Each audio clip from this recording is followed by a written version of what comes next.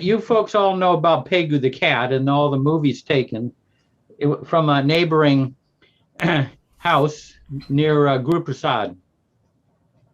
So it was a cat that visited Baba, and then her owner came to complain. I'm assuming Pegu's a girl because it sounds like a girl name, but it's kind of like Peggy, but could be a boy cat. I don't know. Does anyone know the sex of Pegu? Irrelevant. Okay. Well, anyway, so the neighbor came, the neighbor's like, Baba, give me back my cat. And, she was so taken with Baba that she became a Baba lover. So that cat was very influential. So let's see.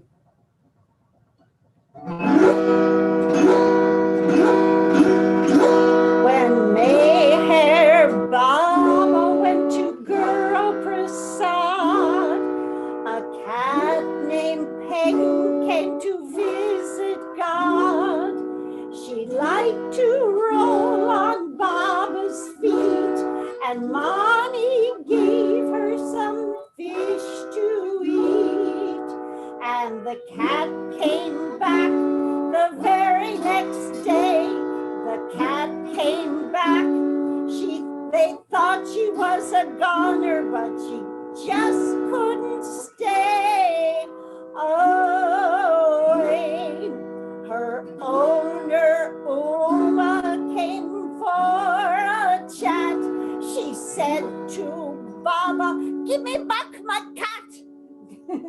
Baba gave her a great big hug. Pegu loves me, he said with a shrug. And the cat came back the very next day. The cat came back. They thought she was a goner, but she just couldn't stay away. Soon Uma came to love Baba too. She fell at his feet, said, you're my guru. Pegu caused her so much strife, but now she saw that cat changed her life. Yes, the cat came back. The cat came back the very next day. The cat came back. They thought she was a goner, but she just couldn't stay away. That's the story of Pegu. Pegu the cat, immortalized. Yeah. Anyone come up with any good quotes over the last stretch? Meher Baba said in 1968, there will come a time when your love will bring me to your own house, your own room. There will come a time when I will be seeing my lovers not at one place, but at thousands of places at one time. It is your love that can make it possible. Lord Meher, page 5363. Read it again, just a little slower. We got to savor this. Slower. You digest it. There will come a time when your love will bring me to your own house, your own room. There will come a time when I will be seeing my lovers not at one place, but at thousands of places at one time. It is your love that can make it possible. Yeah, beautiful. Isn't that incredible? So beautiful, yeah. I have never seen that before, and it's like, here we are, we're doing it. He even gets up to New Jersey every once in a while. That far, that low. And especially to Newark, right? Yeah, downwind from Newark, This is very important. He says it all, actually, Erich, in this quote. So the quote says, inner guidance based on the solid foundation of being his. We went on doing what we felt would please Meher Baba, because Baba had trained us not to follow specific orders, but to anticipate his wants, to learn to be sensitive to his moods. In short, to dance to his tune. People often tell me that to live with Baba, you have to be this or you have to be that. But I always say the only thing you have to be is a good dancer. You have to learn to dance to his tune. And you learn how to do this by following the inner voice, which we all have been blessed with. Meher Baba once said that the inner voice is his voice. So you see, you too have the opportunity to obey Baba's direct orders if you simply listen to this voice. We had the same temptations, the same difficulties you have. Do you think that because we were with Baba, that we suddenly became bland and deaf to the world? We are no different from you. We had the same problems, the same difficulties, the same temptations and frustrations and desires. But we had the one desire, which fortunately for us was stronger than all other desires. And that was the desire, the determination to be his. Once you have this, you will be safe. And without it, even Baba giving you direct orders, you will be lost. Again and again, it comes back to the same truth. Live a normal life. All these questions, what is good, what is bad, should I do this, should I refrain from doing this? Will it feed my ego if I do it? But if I don't, isn't that simply being selfish? And so on. There is no end to questions, and there is no end to answers to these questions. Don't get involved in trying to figure it out. Meher Baba wants us to lead the ordinary, normal life in accordance with how you are guided inwardly. Do what you feel intuitively prompted to do, but all the time, this should be based on the solid foundation of being his. Whatever you do, whatever you undertake, dedicate it to him. Don't even think, is it right? Is it wrong? Is it good or bad? Is it a strength or a weakness? Just dedicate everything to him. Gradually, dishonesty will fade. Gradually, other things will fade. And more unadulterated love and honesty will grow. You cannot begin with a clean slate, as it were. You must begin from where you are. We all have weaknesses, but analyzing and dissecting our motives, trying to understand whether we are being prompted by selfishness or unselfishness will not eliminate our weaknesses. It will only drive us crazy and make it impossible for us to do anything. The only way to get rid of our selfishness is to go ahead and do something, but dedicate it to him. And this is that's how it was, Ere Jasobela, page 250. Beautiful.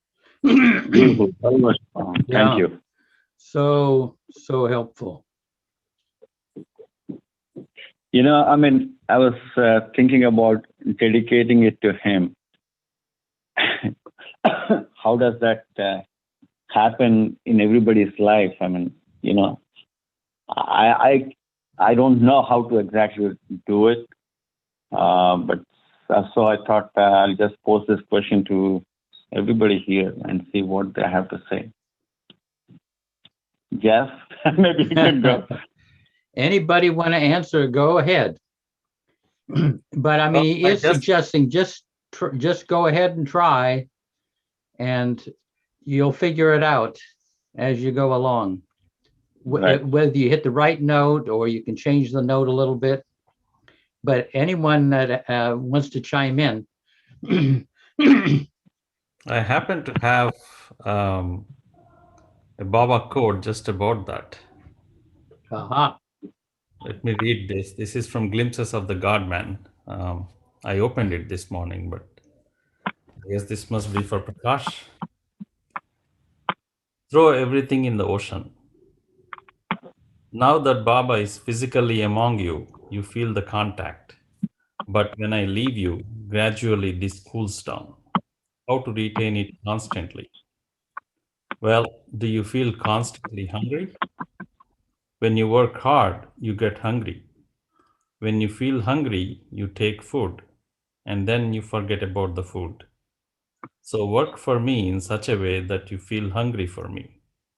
Sometimes think of me, sometimes work for me, sometimes talk about me, but not all the time. You go on eating continually, you will get indigestion. Before you go to bed, say, quote, Baba, I entrust all that I did, thought, or spoke, good and bad, to you. When you get up, say, Baba, I now begin entrusting all thoughts, words, and deeds to you. Say this twice each day for 5 minutes, but with all your heart in it. Do that and make me responsible for all you do or think. Then you are free, but you must do it honestly. This much will be more than sufficient to maintain the contact with me. I am the ocean. I can accept both flowers, coconuts, and also filth. So throw everything in the ocean with all your heart. This is a great thing if done wholeheartedly. Otherwise, it goes in your own pool of water, which gets filthy because of your dirt. That's from Glimpses of Wow. God, Volume 5. Beautiful. Beautiful. Thank you. Thank you. I don't know about the Hudson River there. I mean, there are By things the way, that float by on the Hudson. the interesting part that Baba says, I don't know if people have done it, but it is very, what Baba says that is really true there. Doing it for 5 minutes in the morning and at night is really, it does bring what he says. It does. So. Yeah. Thanks, Matt Okay. Prasad. Thank you. Yeah, beautiful. So shall we have a few moments of silence?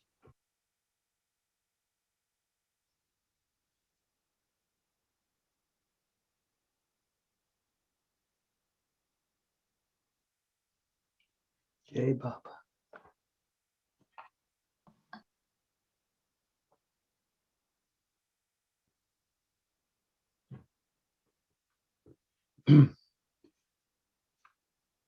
Okay.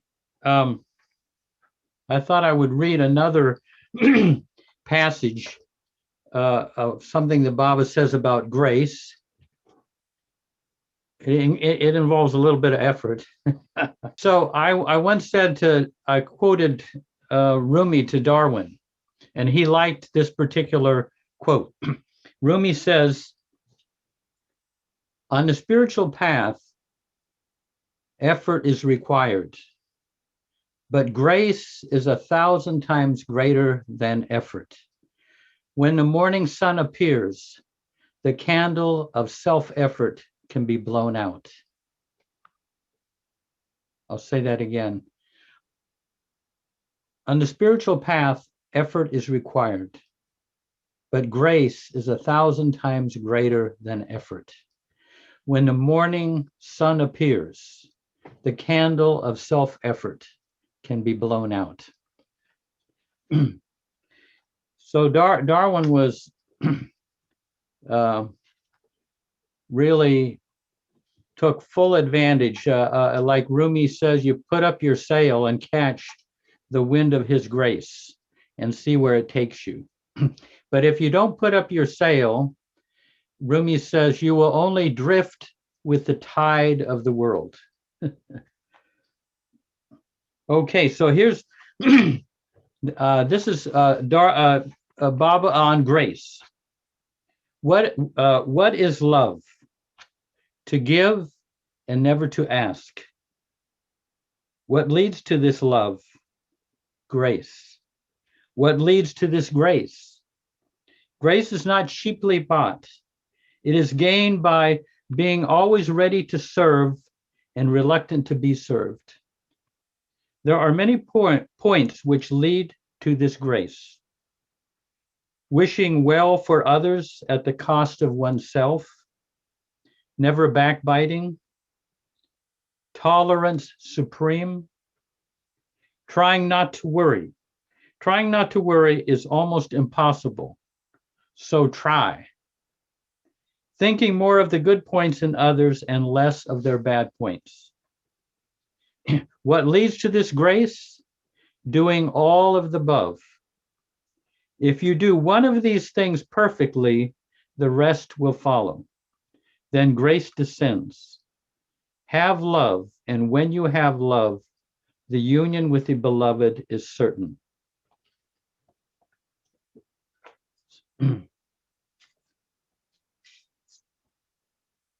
So nobody should worry here, at least for the next hour or so. Okay, so we're on page 64, is it? That's what I have. Combining the opposites. It's page 37 of the PDF. Combining the opposites. The spiritual path is strewn with paradoxes, and truth itself combines the opposites. For example, it is simple yet complex, fluidic yet stable. To transcend the opposites, Meher Baba emphasizes the combining of certain opposites, like the two poles of a battery. I'm going to let Ken continue. Combining the opposites is more an attitude than an action. For example, humility and boldness. Self-effacement while maintaining self-esteem. Total detachment and yet love for everything. Infinite patience and infinite longing. The ultimate paradox is our being everything and yet nothing.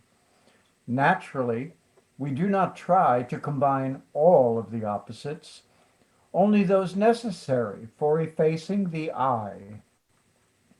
By combining certain of the opposites, we are working toward integration of our forces, and also, paradoxically, striving to give up everything. The combination creates a balance of the opposites. The tension of the paradox creates a current, releasing the locked energy, creating momentum, and canceling out both of the opposites.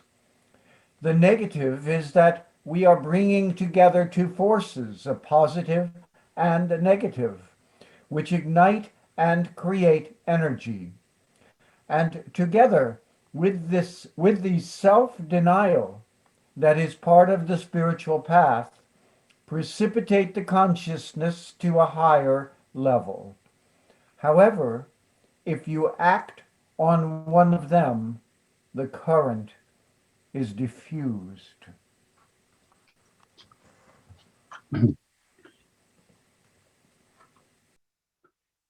Well, I'll throw this out. One of the things that religion has a problem with is it sometimes just takes one of the opposites rather than both.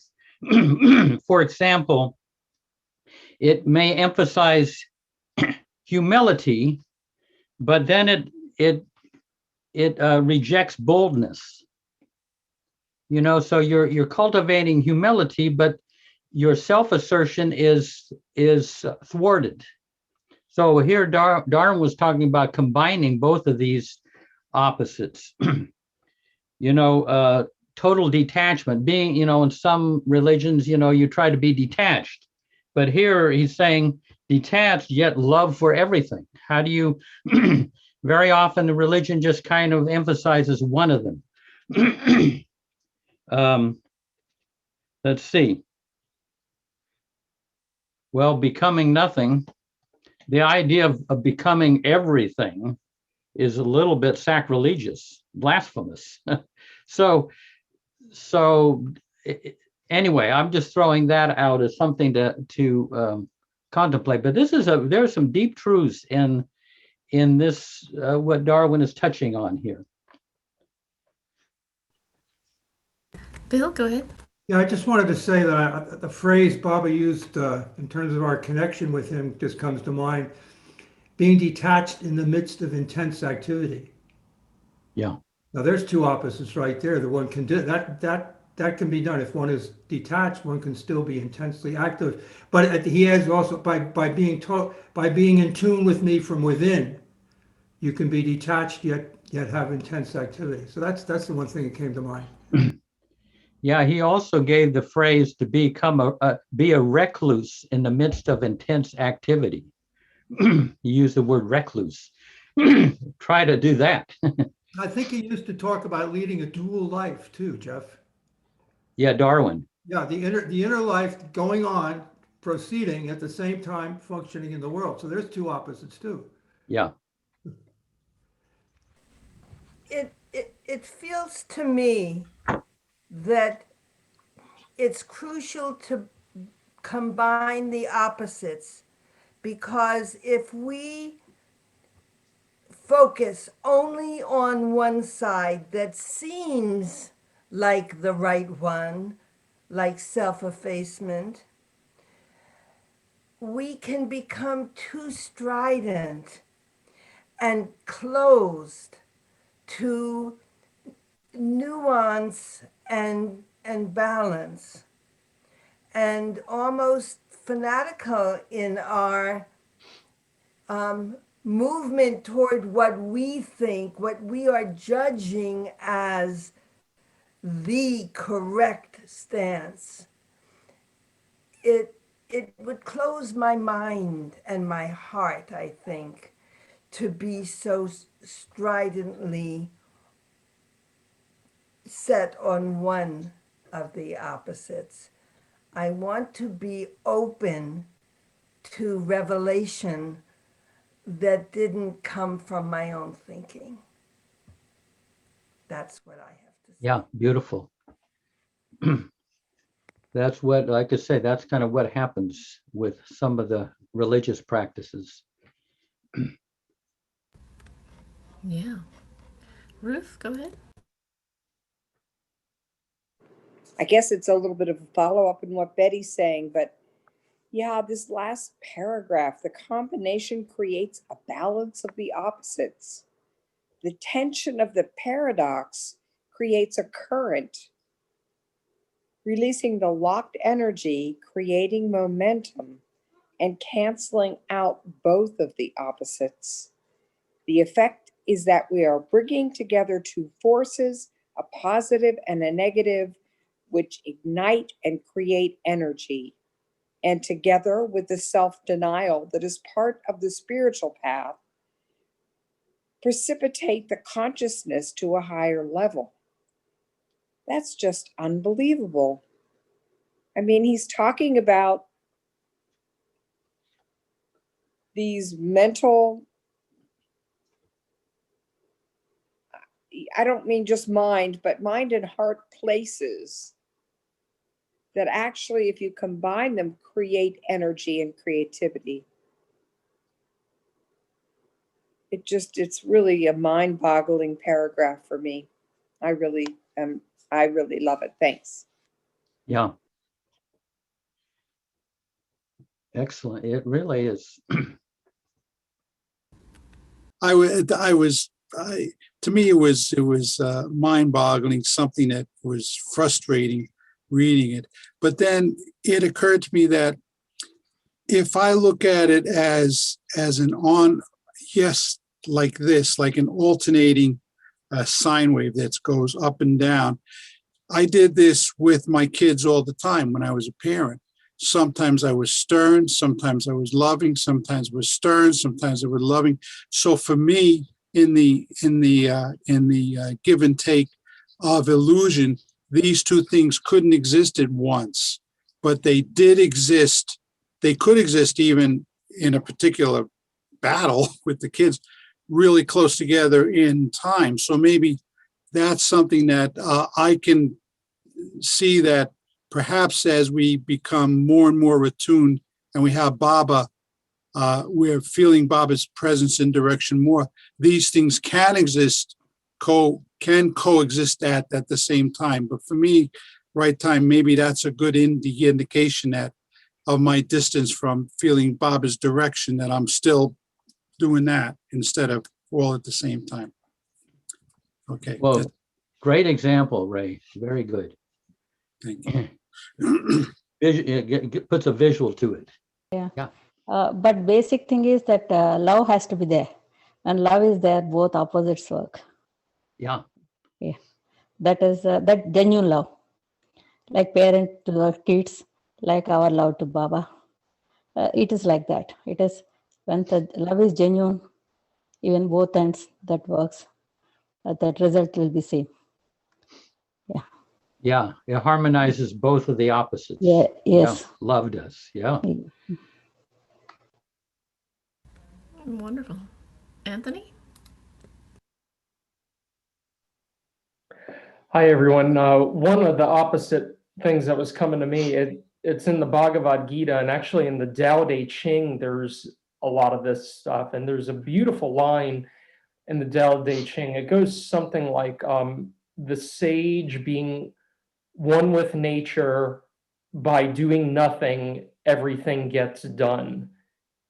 And I was, just thinking about that and just our relationship to Baba, and how by us not being the doer and giving it to him, all these things are able to get done. And one of the things I notice that goes on in my life is that when I have more to do, and especially things start piling up and I get overwhelmed and the anxiety's there, and I just start feeling like, oh my God, I can't do this. Like there's too much happening. I'm losing track.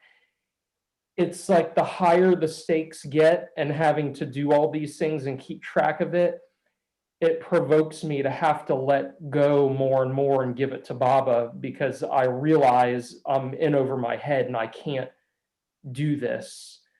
So that was an interesting thing that just came up during this discussion, is realizing how it'll look like more is going on and I'm doing more, yet it feels like you're doing less because you're being forced to give it to him, because you realize that you can't cope with it and do it anymore.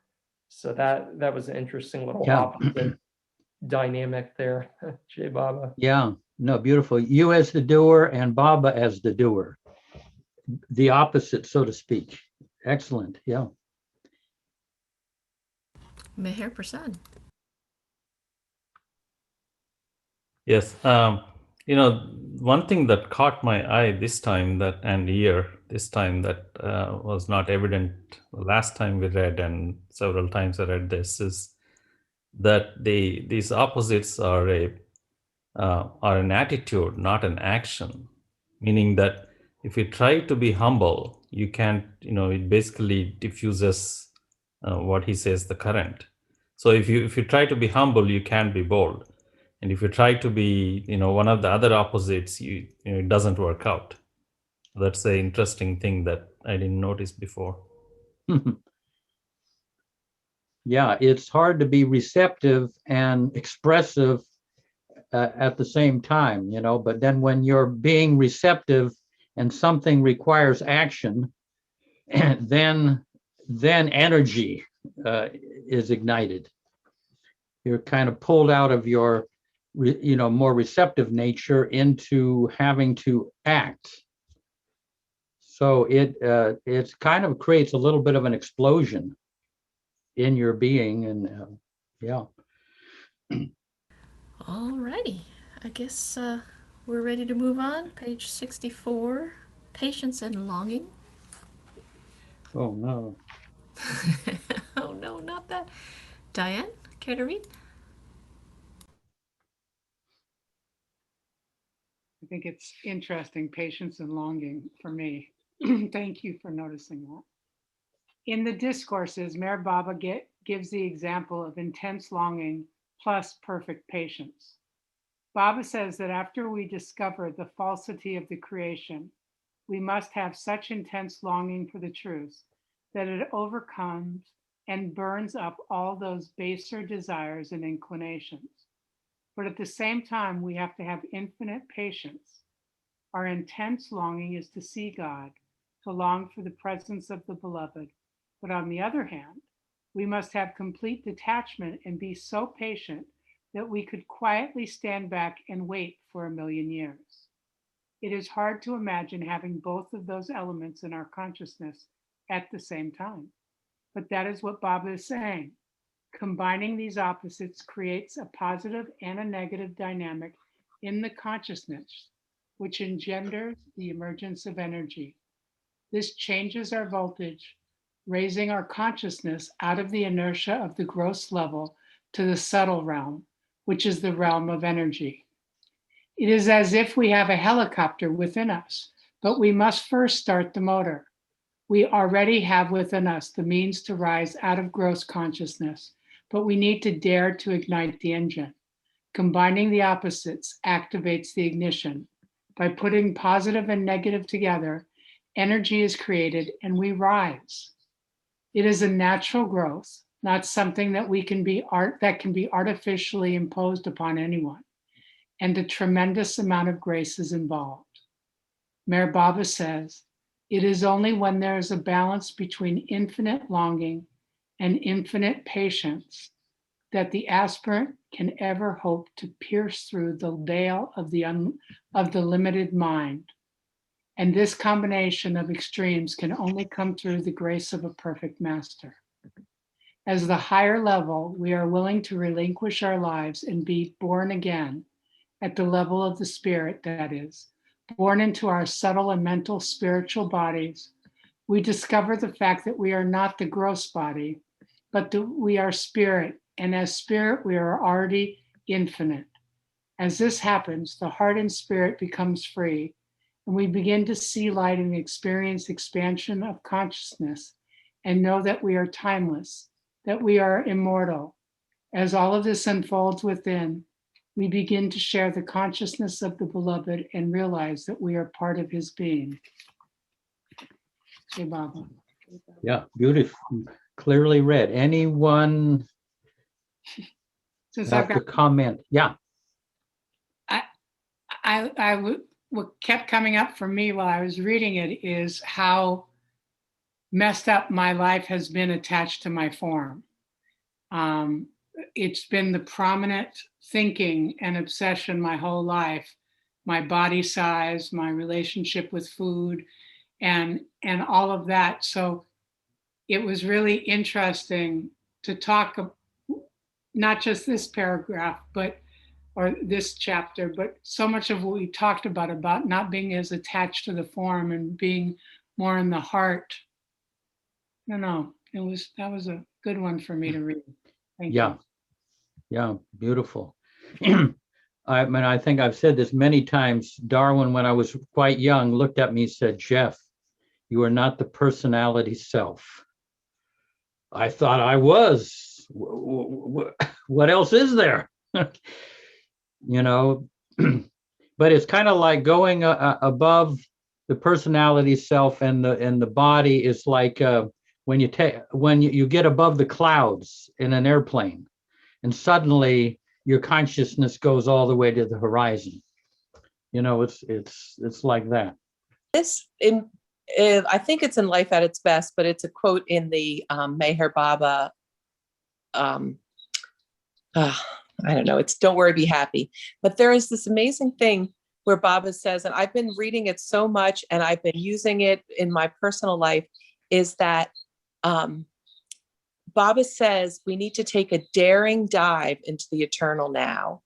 And that feeling for me of taking a daring dive into the eternal now, Baba says, there the solutions to all your problems reside, not in the fleeting now, not in the past, not in the ideas of the future, but in the eternal now, a daring dive into it. And I have this feeling of dropping into this eternal now. And as we were reading this, I remember how many times I've read this book, The Infinite Patience and Infinite Longing, and reading that in other Baba literature too. I just thought, well, that is just extraordinary suffering for like all time until finally, some plain God realized. And that doesn't sound like much fun.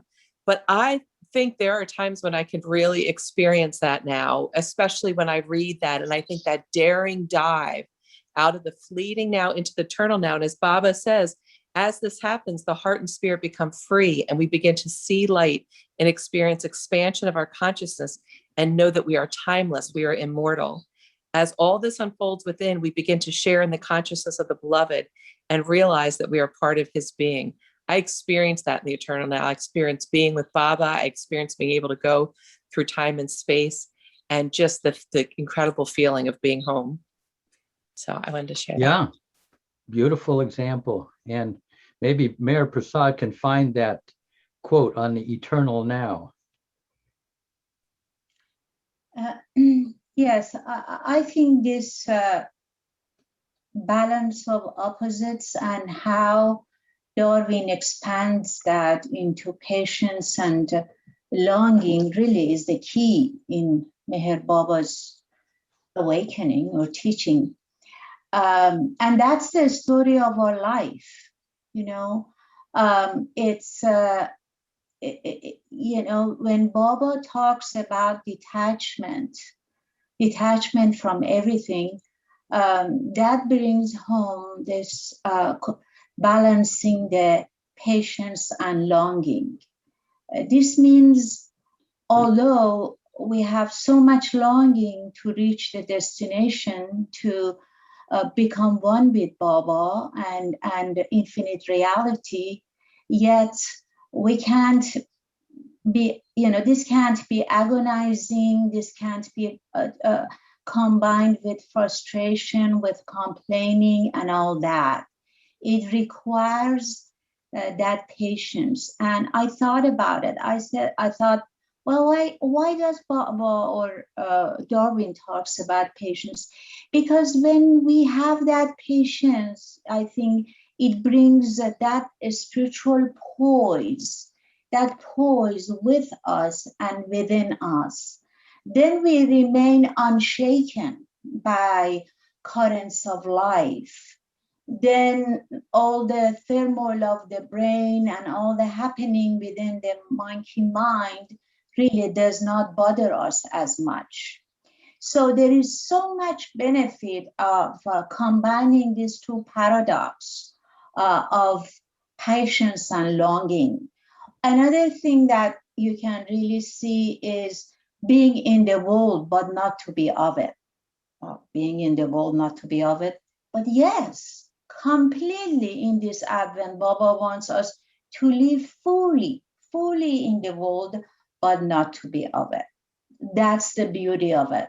And of course, it needs effort. Or sometimes he says, it's like you go and into the water without getting wet. Without getting wet, you drown yourself in the water. That's a paradox. So these are all, I feel it's his spiritual training that through Darwin is being conveyed to us, the way and the goal, So he's showing us step by step as to what to do. I can totally relate to that. Jai Baba. Yeah, Jai Baba, good. Yeah. Yeah, Ray Spagnola. Yeah, I'm enjoying this so much. I think that the one thing that when I was first reading this, it was like what Cindy said. Oh, that's not going to be a lot of fun waiting for that. I'm pretty sure we've all thought that. But something immediately came to me. No, it's when you're feeling love that is possible. And I said to and then I felt, well, yeah, feeling love, yes, but how do we feel that love? Well, then we must be feeling really close to Baba. So then how do we get really close to Baba? Well, one of the ways is to give our garbage to him so that we could become really intimate with him by being so honest. And so I was thinking that's what I want to talk about. And then I just looked here and it says in the third paragraph from the end, this combination of extremes can only come through the grace of a perfect master. So it is the closer that we feel that presence, the grace, which is the love, I'm thinking, of the avatar, the perfect master, that puts us in the place where we can feel this satisfaction, this ability to feel both opposites at the same time. But it depends upon us doing the effort to get close to Baba so that we can then experience this grace. That's what I have. Thank you. Yeah, beautiful. Yeah. There was a quote that Mayor Prasad God, it's not the quote I was thinking of, but it's an excellent 3 paragraphs. But maybe we'll save that sometime when Darwin talks about the eternal now and getting into the timeless present. Here's a story that Erich used to tell. Jeff, maybe you can correct me if I'm wrong. There was a certain advanced soul passing through a forest in ancient India. And he came upon a yogi sitting underneath a tree. And the yogi noticed him and said, "Hey, brother, where are you going?" The advanced soul said, "I'm on my way to see the Lord. I'm going to be with the Lord." And the yogi said, "Oh, yes, well, please tell him about me. Tell him how I've been meditating and praying and fasting and keeping silence. I'm working so hard. Please, please, tell him all about me. Will you please?" And the advanced soul said, "Oh, of course, yes, I will convey your greetings to him." And he goes on a little bit further and he finds another yogi sitting under a tree, sitting very placidly and quietly. And the yogi notices him and says, "Hey, brother, where are you going?" And the advanced soul says, "I'm on my way to see the Lord." And the yogi says, "Please convey my love to him." And so he goes, he spends whatever amount of time it is on the way back with the Lord. And then he's on his way back and he comes to the second yogi first. And yogi said, "Did you see the Lord? Did you see the Lord? Did you convey my love?" And the advanced soul, yes, the Lord is very pleased with your love. And I'll tell you, he has told me that you have only 400 more lifetimes to go. "Oh," he said, "only 400? You mean he noticed me? He took notice of me and I have only 400 lifetimes to go. Oh, wow." He was so ecstatic that he realized God in that very moment. And then he went on a little bit further and he came to the first yogi and the yogi said, "Did you convey my greetings to the Lord? Did you tell him all about me?" And the advanced soul said, "Oh, the Lord is so proud of the work you're doing. You have only 3 lifetimes more to go." 3 lifetimes, said the yogi. "Are you kidding me? I've been working." And he went on and on and on, and the advanced soul just kept going on his way.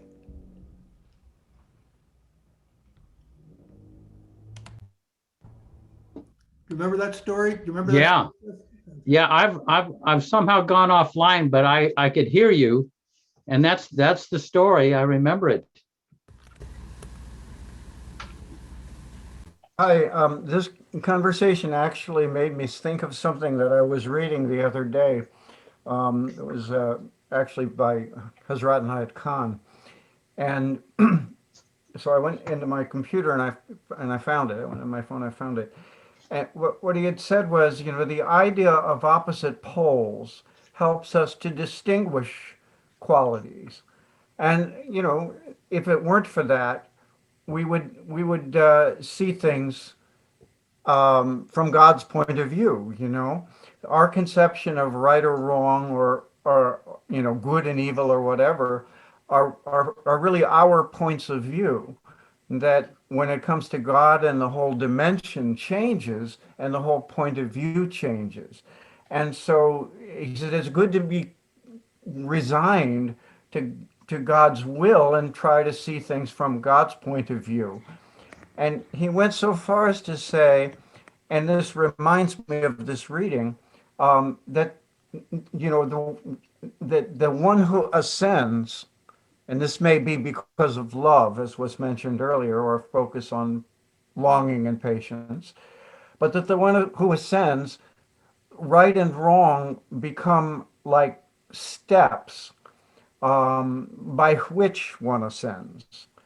And for the one who is descending, both right and wrong, good and evil, become steps through which one descends.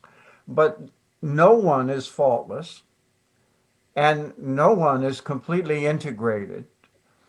So we are all destined to reach the goal of the unity between the two opposites of duality, to move from our point of view to God's point of view.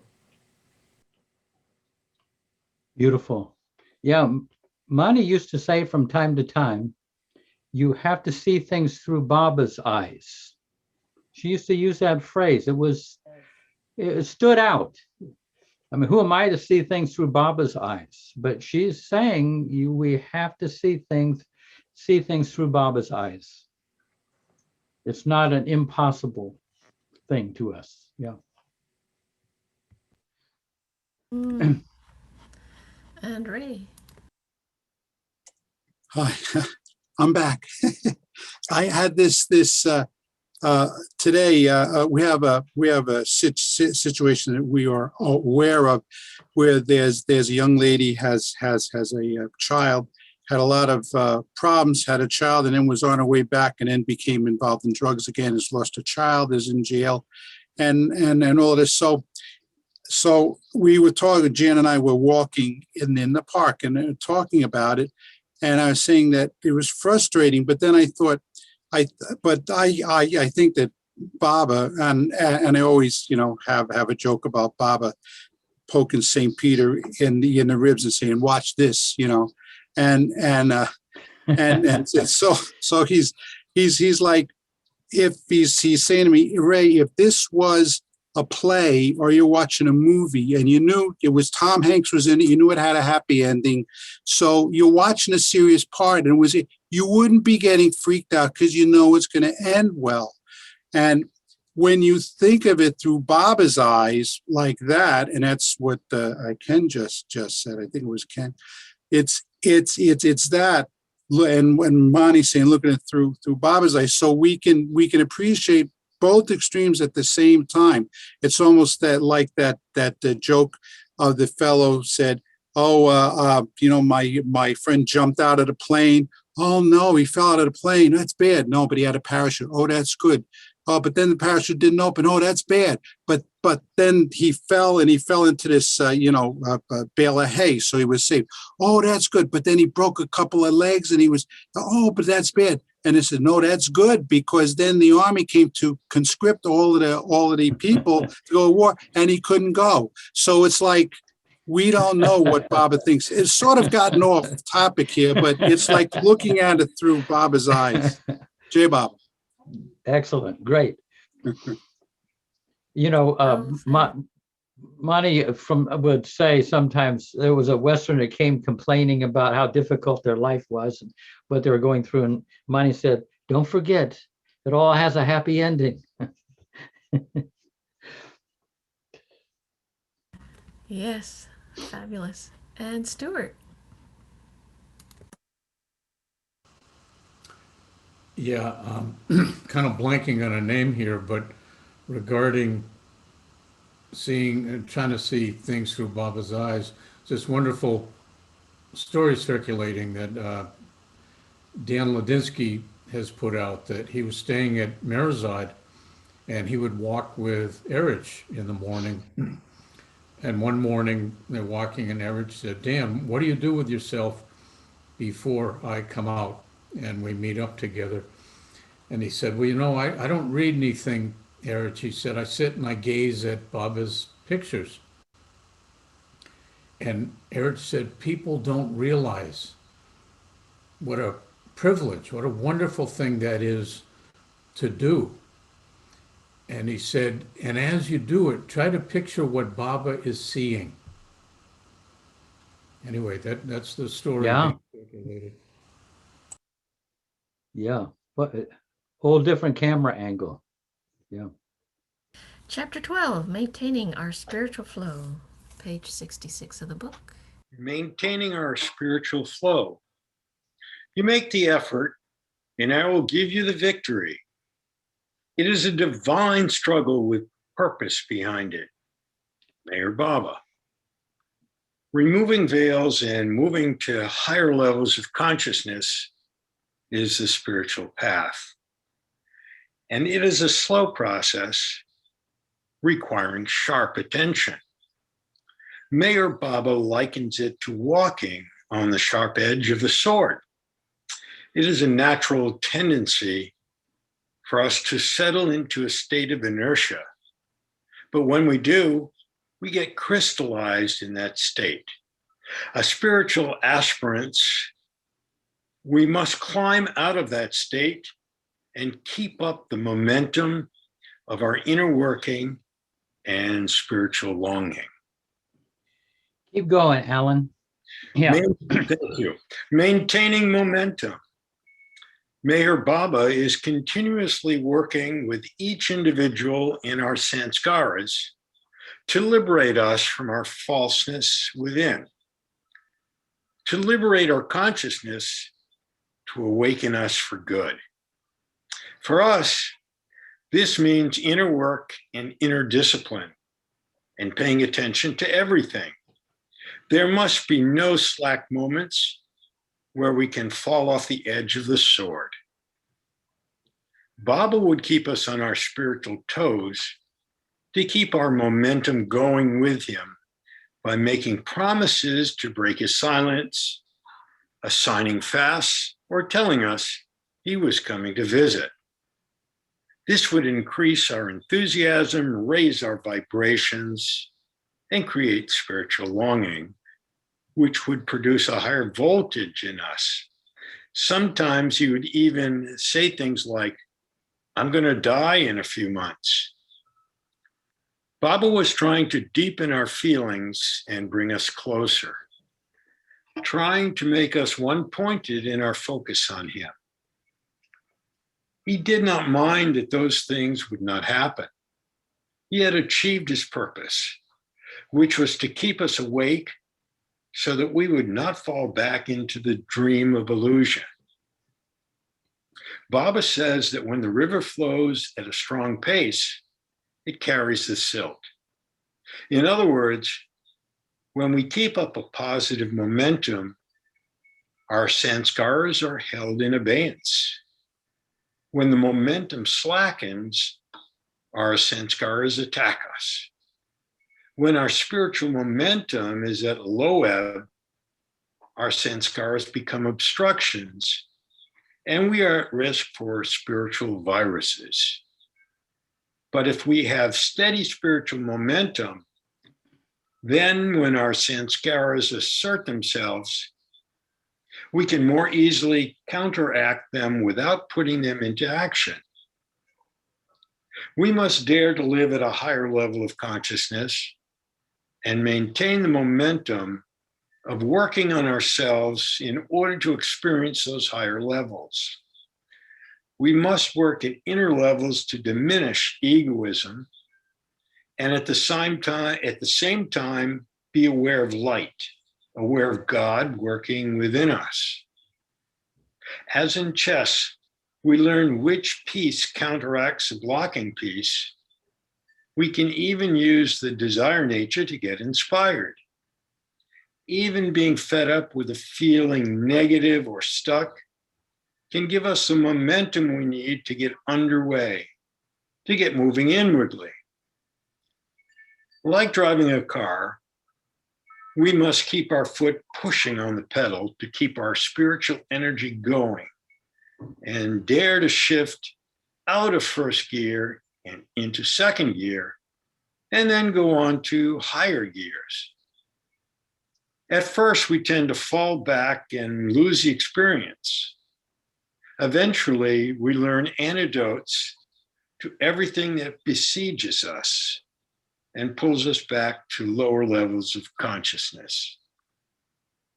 Even after we see through the sanskaric veils, there is a period where the sanskaras still clamor due to the momentum of habit.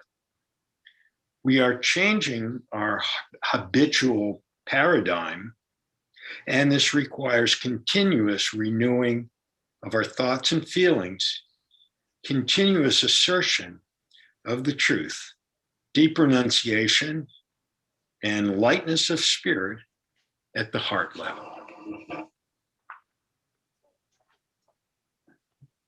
Well read. Thank you. Thank you, Baba. Any comments to that?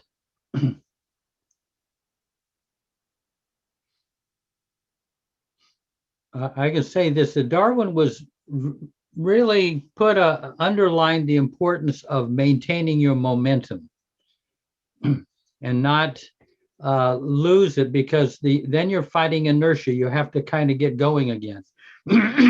And I know, I go to India every year just to get the renewed momentum. And Baba gave the figure. I mean, Erich used to describe this.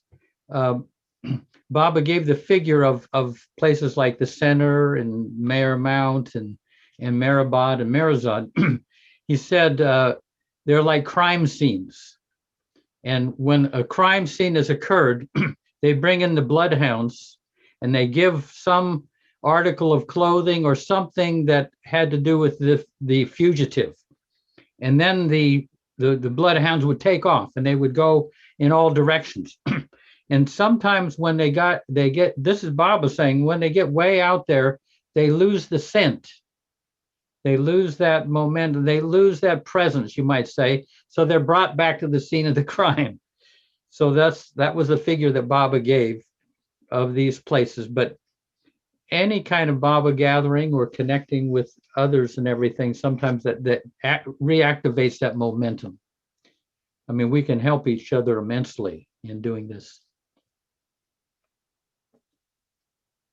Okay. Something is happening then. Something sure is happening. Page 67. Something's happening here. Yeah, that's right. Something is happening. Great concentration is needed to let go of our paradigm, to drop our habitual ego definitions and pierce our sanskaric veils. In letting go, strong bindings are loosened at the heart level and powerful energies are released. We break through to the level of energy, the subtle realm, which produces inner vision. We perceive true values and light. As more energy begins to pour into our consciousness, a centrifugal force becomes established within, which repels the invasion of unwanted sanskaras and old habit patterns and precipitates our consciousness into the realm of energy.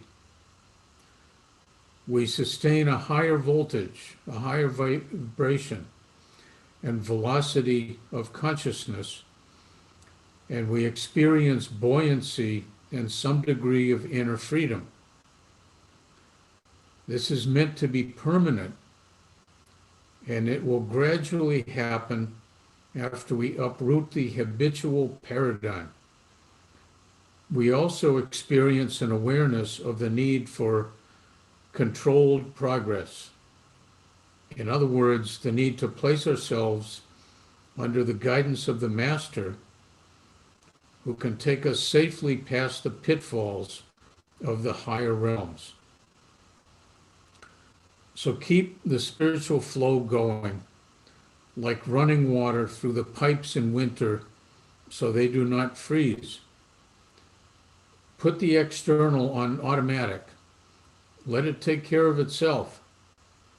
Inwardly, we must not relax on our oars and start drifting. To stand still is to go back. There is no resting point.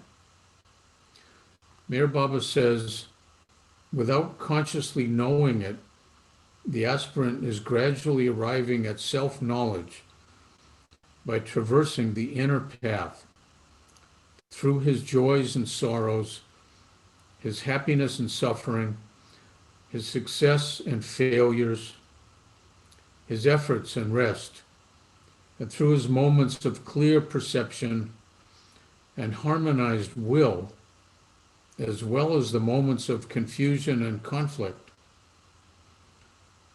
So even if we do not think we're making any progress, in the midst of experiencing all these opposites, something is happening. We are moving forward.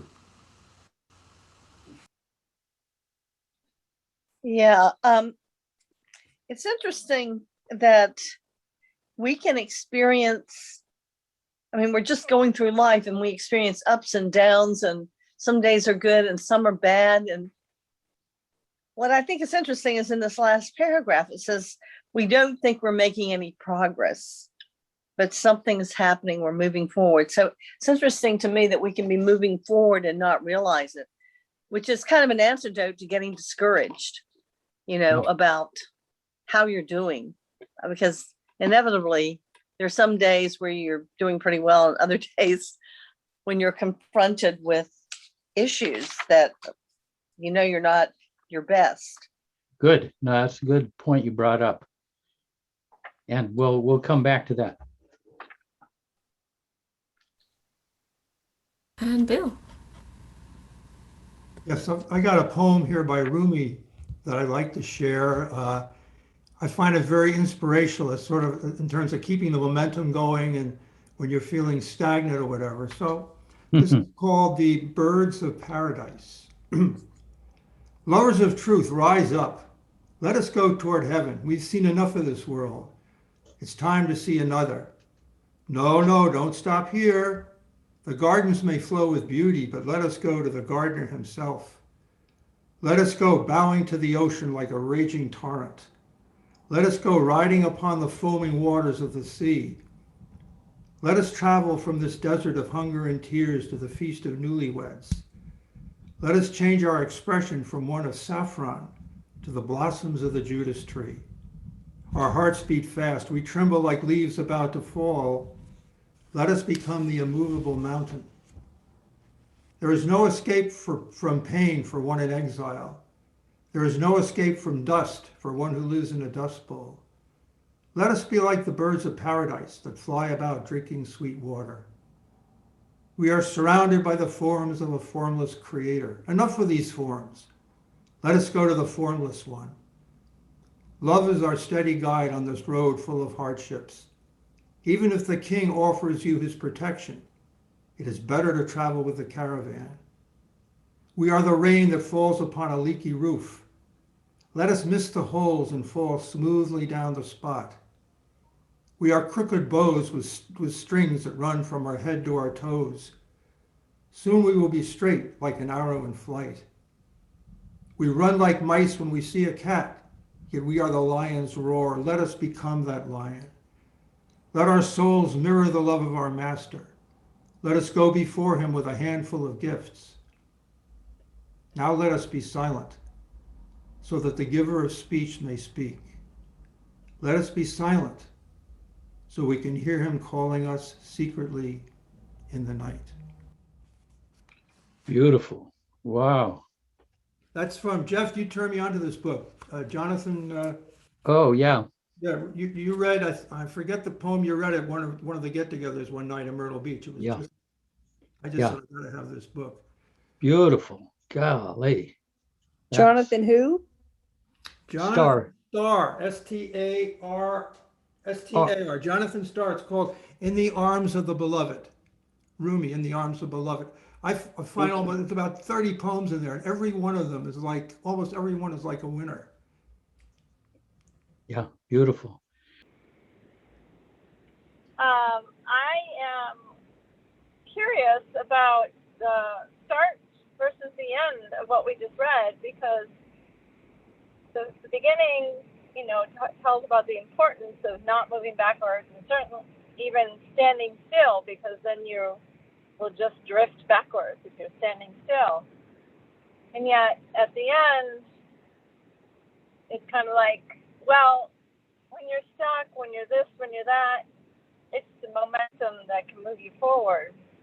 But how do you know when you are moving forward, when you don't feel like it, you are, and that you have to do something, versus, okay, this is my life. I don't have to go out and do a bunch of practices. I don't have to go out and make sure that I'm constantly, traversing, making that spiritual path, because that's not what Mayor Baba talks about. So it's just kind of confusing. Yeah, we'll keep that on the table. So, someone may respond to that. Good question, Janaki, and that kind of touches on what Elizabeth was also talking about. Yeah. Okay. Yeah, I'm thinking and feeling about this business of a higher voltage and a higher vibration and all of that. And it strikes me that developing spiritually it's about self-effacement, not self-elevation or somehow filling up with this higher voltage. And I find myself, when spirit is kind of expressing, sometimes it can express at the physical level or at energy level or at mind level, so I might be passionate or I might be emotional or I might be, having thoughts and feelings or whatever. And it's mobility, I'm moving around in my consciousness. But it's not necessarily spiritual mobility. And it seems to become spiritual mobility only when I try to remain focused in my heart on Baba. And then no matter where I'm skipping around to, whether it's, manifesting as matter or energy or mind and feeling and all of that, he's there and contaminates my self-experience with himself. And in that, I can experience greater expansion in my consciousness. And in that, I feel the hope. And it's not just then mobility, my ego moving around in different places. It becomes more a sense of freedom and a sense of approaching a goal. Yeah, you mean like kind of in a state of being more than in a state of doing? Yeah. And it's not just, doing in the physical world, but it's sharing an expanded sense of self that isn't just in the egg of my ego. Yeah. So if things feel lighter to me because my mind is on Baba, I'm still skipping through, all of the activities of life at every level. But his presence now becomes more the focus than the actual thing that I'm doing. Good. Or the activity. Yeah. And Yeah. that's what I find helpful. I don't know if I would describe it as more voltage or kind of,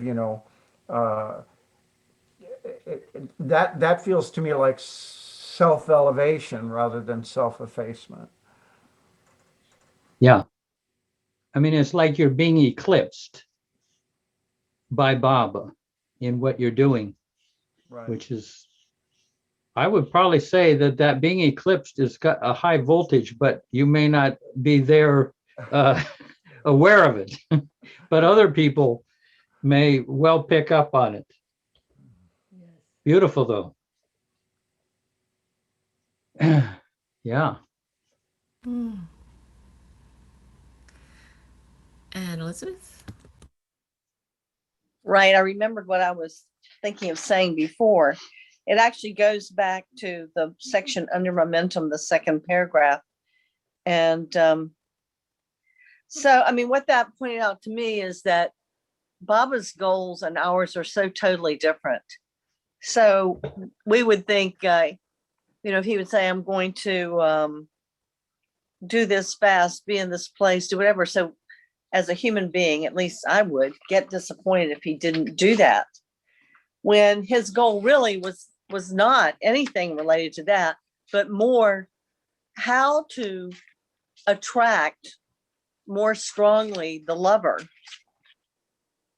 And whether it's by longing or whatever, or increasing faithfulness or faith or blind obedience or whatever. So if he can achieve that, those other goals that we think are important in our life, which is our illusory life, really are not. It makes more sense to me now than ever before. Yeah. Why Baba would say something and then not do it, because if a human being told me that, I would just think they were a liar and, not trustworthy, and if you change the meaning of what this is and you change the way of quote valuation, then you can understand. I mean, let's just put it in the eye. I can understand it, whereas before I couldn't. There was no way I could have understood this until reading this paragraph and realized he's not really trying to do any of those things that we think he was going to do and he promised to do and then broke his promise. That wasn't the point at all. That to me kind of blows my mind away, even though it's a tiny thing. It's very tiny. But what it is a shift in perspective. Yeah. No, that's good. He's a sneaky sweetie, as Mansari used to say. Yeah, that's a song, right? Wasn't that a song? Well, that's what Mansari on the hill used to call Baba, the sneaky sweetie. Because he brought the monkey in, right? Didn't he? Well, just in so many ways. He would get you to do one thing, but really you're actually doing something that he wants you to do, but you may not be aware of it. Right. It's the same thing that I was talking about, really. So he has achieved his purpose, which was to keep us awake. Yeah.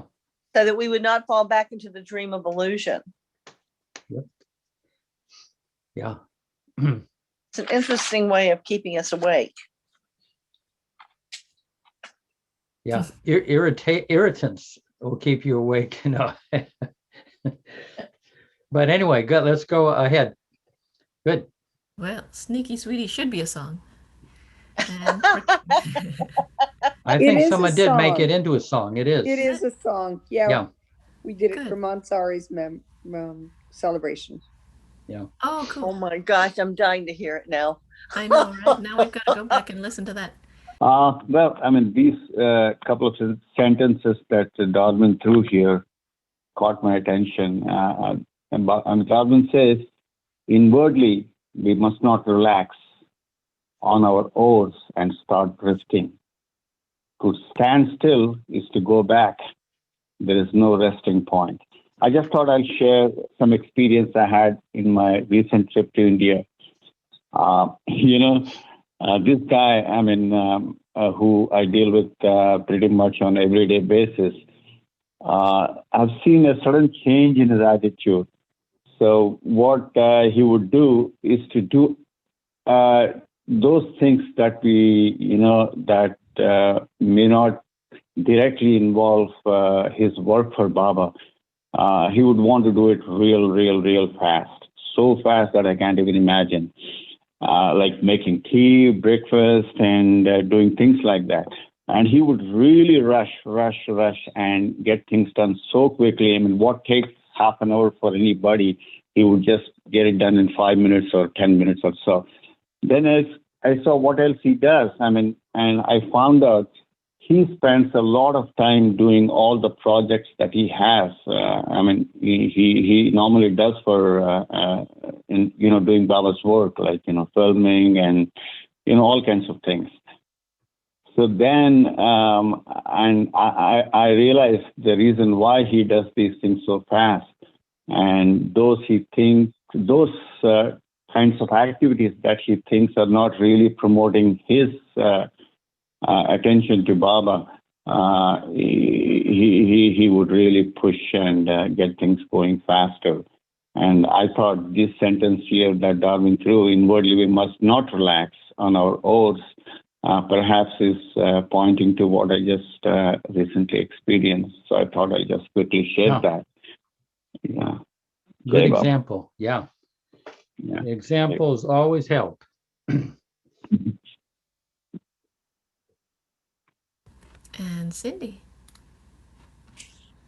I am so delighted, and I think it really crystallized in my awareness when Elizabeth was talking. So thank you, Elizabeth, about the state of being where we're always expecting our consciousness to expand, and we're always knowing that God is getting closer to us, we're getting closer to God.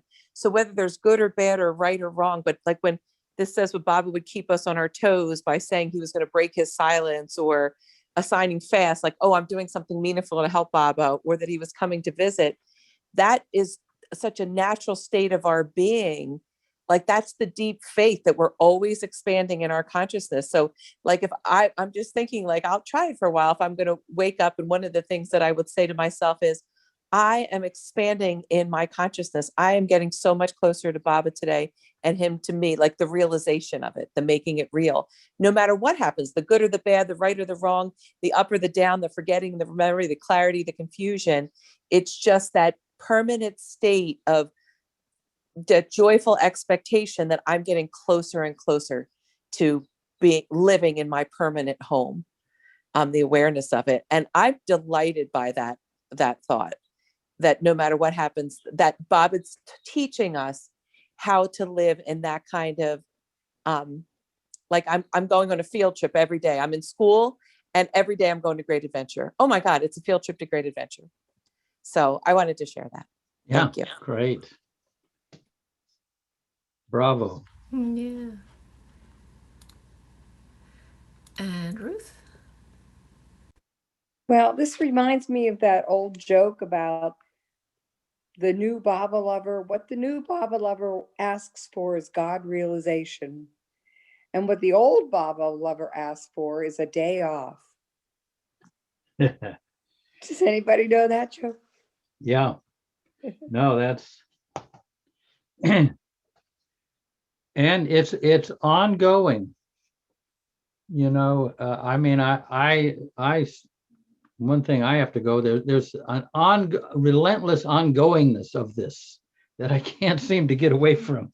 It's hard to unplug it, but Darwin was really very clear that we're moving, the way we react to the experiences throughout our day, they're sometimes so absorbing that we don't see how we are moving closer and closer into Baba's being. That it's, and you might get glimpses, but you might not. But having the faith that in and behind all the challenges and your successes and failures and everything, we are moving deeper into Baba's being, into his love. And someone else might notice it who hasn't seen you in a year. They'll say, wow, they can see how you've grown. But for you, it's like little increments every day. It's like seeing your nephew who was 7 and now you're seeing him when he's 12. I mean, whoa. But the parents don't see that growth because it's happening so microscopically. Yeah. Yeah. And Stuart. Yeah, Jeff, who was the disciple in that story? I think that Baba repeated. He was playing chess again and again with his master, Yeah, and had a game. He said, "Oh, I lost again." The master yeah, said, "No, you've won," and he gave him yeah, realization. yeah. But That was Rumi and Shams. okay, And well, I that's think pretty. I had heard he hit him over the head with the chessboard, or it wasn't exactly chess, but the physical contact. Yeah. Jalud and Rumi and Shams Tabriz were playing a game of chess. Shams was a perfect master, but old Jal, he was just a mess. Shams won all the time. Anyhow, when this game was done, Jal cried, "I've lost," but Shams just smiled and said, "No, this time you won, because it was the right time and the right place for the touch of the master's grace." And oh, that moment was so sublime, at the right place and the right time. Beautiful. Perfect timing. There you go, Stu, right there. Isn't that Hank Midland? Yeah. The spiritual bypass. At a certain point, if we have enough spiritual maturity, we realize that the conditioned level is brought forth because of imagination and therefore is not as substantial as it appears to be. We become aware that we can bypass that whole level, and all our previous methods for deconditioning our minds, and start to burn through the walls of the spiral that is propelling us toward the truth, instead of continuing around via the longer process. This is what I call the spiritual bypass. Taking this bypass, we go directly to first cause, to the absolute, to the truth itself, which is experienced at the level of the unconscious. This is a major step in the conquest of the unconscious that Meher Baba describes. This is what the activity of grace is. This is what direct effort is. But we have not attained absolute truth itself. We have made an effort in that direction. It is the nearest we can get to the truth through our continuing process of refinement. It is like being asleep and having a dream in which we are very much engrossed, and then partially waking up and realizing, I don't have to go through all this. I can wake up. And it all dissolves. The heart gets cleared up, cleansed, so that pure light can flow through the heart center and pure truth can be asserted. One then enters fully into the love realm. At this level, one is aware of the soul-loving Baba, and one gives everything to him as one would give a bouquet of roses to one's beloved. To avail ourselves of this extraordinary bypass, tremendous self-awareness is required, but this can be the work, the effort. We are still existing in time-bound illusion, however, and may not be able to dwell at this level all the time, but we can still fall back on our chosen method of dealing with our sanskaras. With your car, you shift from lower to second gear, then into higher gear. We do not just start out in high gear. Spiritually, you go gradually until you become aware that you can take the spiritual bypass and go straight to God or the truth.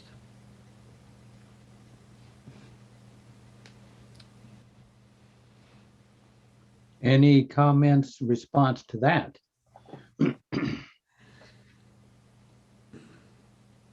He touches on first cause there.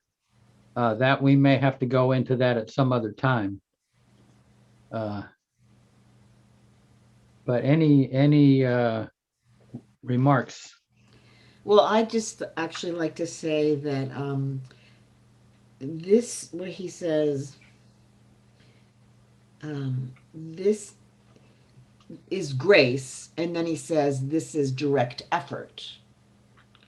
So often I would think of those as opposite. I think that my effort is the opposite of grace, that grace happens without any effort. So I'm interested in if anyone has a response to that. Adi used to say, a part of your effort is his grace. I mean, the effort is really his grace, but we're carrying out what he is prompting us, even though it seems like we are doing it on our own. Right. I didn't even realize that's the title of the book when I just said that. Is this some kind of clue, some serious key point he's trying to show? You know, he gave this figure, a metaphor, and I think it's very helpful. There's a spiral, an ever narrowing spiral that's going higher and higher to the truth. And you have a lesson and you partially deal with it, and then you go around and you have to deal with that situation again, and you're dealing with it from a higher level. But at the same time, this is what grace does. You can burn through some of those walls of that spiral and actually get closer to the reality. You don't, the long way, you can go all the way and take this whole circuit and go around and around, but through effort and through grace, you can burn through some of those spirals and get yourself at a higher and small and narrower spiral. I don't know if that figure makes sense, but that's what Darwin used to say. It's kind of like go ahead. Yeah, that we don't have to.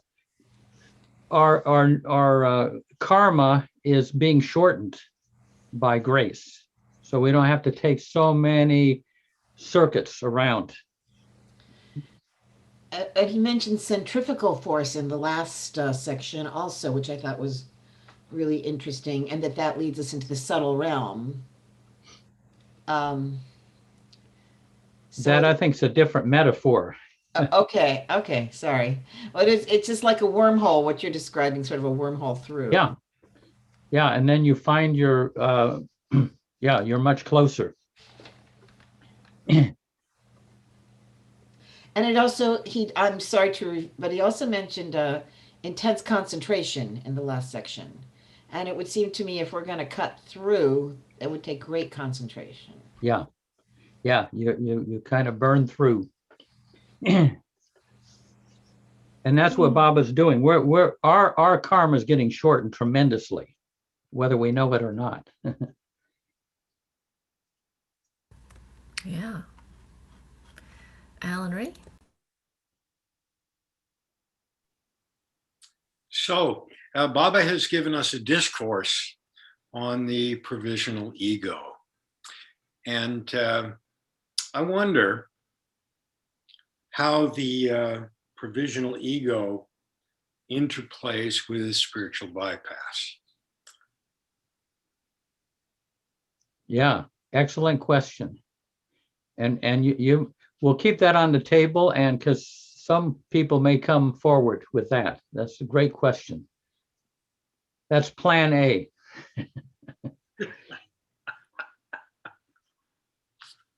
And Elizabeth? Yeah, I was just, when Jeff was describing the spiral, I was thinking of kind of a mathematical picture or metaphor or something.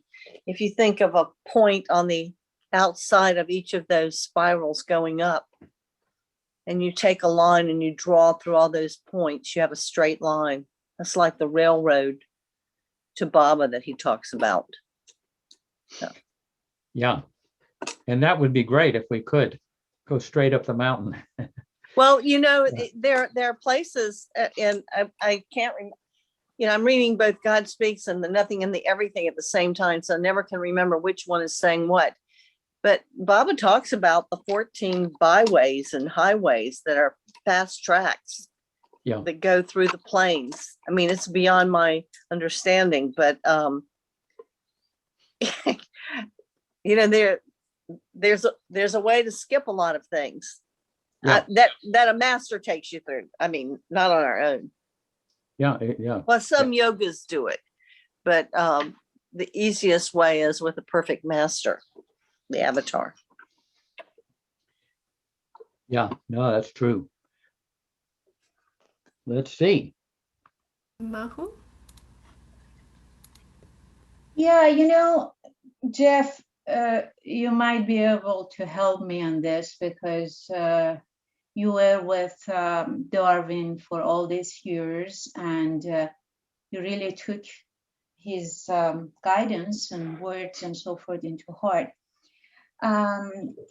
So in terms of this spiritual bypass or reaching to the goal and so forth, I personally don't think about this stuff.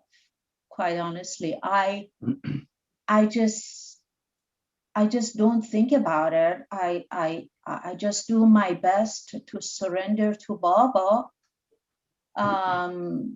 You know, make every effort for him to participate in my daily activities and take charge in it and so forth. So then I know what he wants me to do, you know, to see what the signal is and that, you know, like that.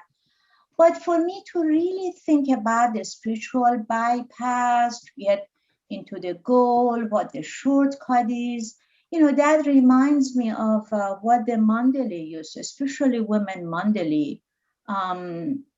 They would just say, you know, we don't really think about God realization or realization at all. All we want is, we just want to love him and be with him. We love him and we just want to be with him, and that's all we want. And that was really true. The example of their lives, it portrays that. But, you know, for us to really think about bypass, not bypass, and all that, I'm not really comfortable with it. So maybe you can help me just to say, you know, like, what does he really mean by this whole thing, a spiritual bypass, this whole passage? Yeah. No, I mean, what the method you're saying, that's, I also say that's plan A, you know. And that's the simple thing where you just basically remember Baba in all throughout your day, and you forget all about this spiritual unfoldment and everything. But Baba does talk about these things, and some of the Baba people do touch on some of these things. So Darwin kind of tries to cover both the kind of very divinely human life that you're talking about, as well as those who are become aware of some of the kind of inner spiritual, what can I say, forces and everything. So he's giving some way to navigate through that stuff. But ultimately, Darwin says, you know, sooner or later you discover you're nobody, and that is not an unhappy discovery. So he's going towards self-effacement, but you start where you are. Some people have had some spiritual development. So how to get from that back to self-effacement is the trajectory that Darwin is talking about. Yeah. Just one more thing, Jeff, is it reminds me of a letter and correspondence between Baba and Delia Delon. You know, where he called them Pimco, you know, those Western women were his gopis, similar to when he was Krishna. And, you know, he mentioned to Delia, which he would call Layla. You know, all of these women had a very nice name, Layla. Layla is a Persian name. So he said, this work that I told you to do, I gave you the sanskaras for this work and this service to be done. Don't think that you had it yourself. Baba says to Delia, he says, I gave you the sanskaras of this work. in other words, he was saying, I blessed you with this. So that was very eye-opening for me. Even, if we perform any services or whatnot, we better don't take it very seriously, because who knows what he's doing behind the scenes and how we got our strength from and where did it come from and all that, Yeah. I just wanted to share that. Excellent. Yeah. Excellent. Yeah, we're coming toward the end here. And so we got a couple more, and then I was hoping that Ruthie would sing this a lovely song. But yeah, go ahead. Mayor Prasad? And some of this we'll bring up next time, because some of these things are larger subjects, especially what Alan Ray brought up. We're going to come to that. Yeah. Yeah, my comment was, there are times when it's very, very hard for us to give whatever we are feeling to Baba, and we are going through this really hard time of either giving it to him or finding counteracting things to what Darwin talks about, the counteracting strategies or things like that.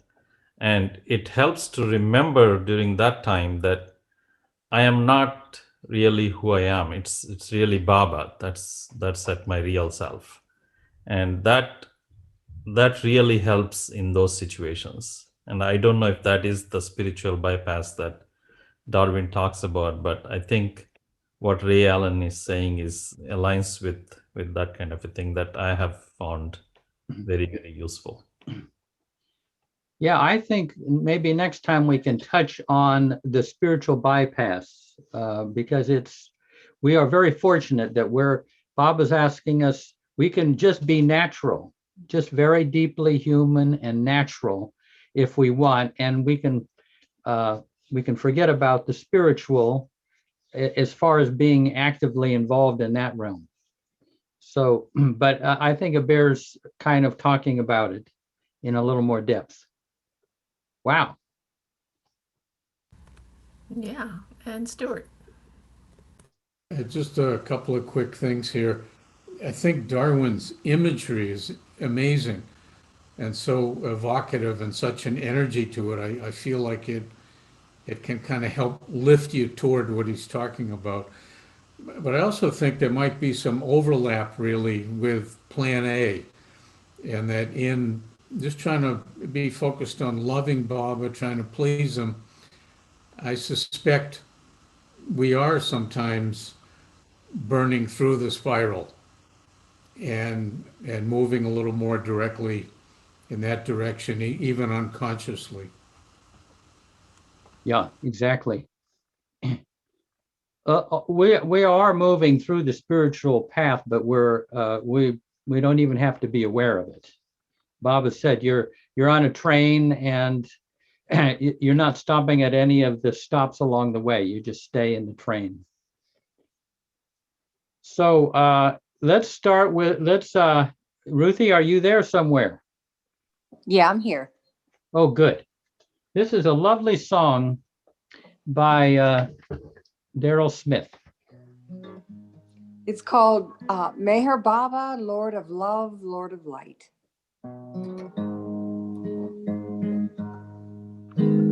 Can you hear his divine call through creation for one and all? Victory belongs to him. Enter into his rhythm. Meher Baba, Meher Baba, Lord of love, Lord of light. Meher Baba, Meher Baba, Lord of love, come to us tonight. Can you feel he is here? Do you know his love is real? Can you sense his presence? Do you smell this sweet fragrance? Meher Baba, Meher Baba, Lord of love, Lord of light. Meher Baba, Meher Baba, Lord of love, come to us tonight. Strip away worldly care, long for him everywhere. There's no place he is not. In his net we are caught. Meher Baba, Meher Baba, Lord of love, Lord of light. Meher Baba, Meher Baba, Lord of love, come to us tonight. In his eyes, see the fire. In his heart, consume desire. In his love, feel free. In his arms are you and me.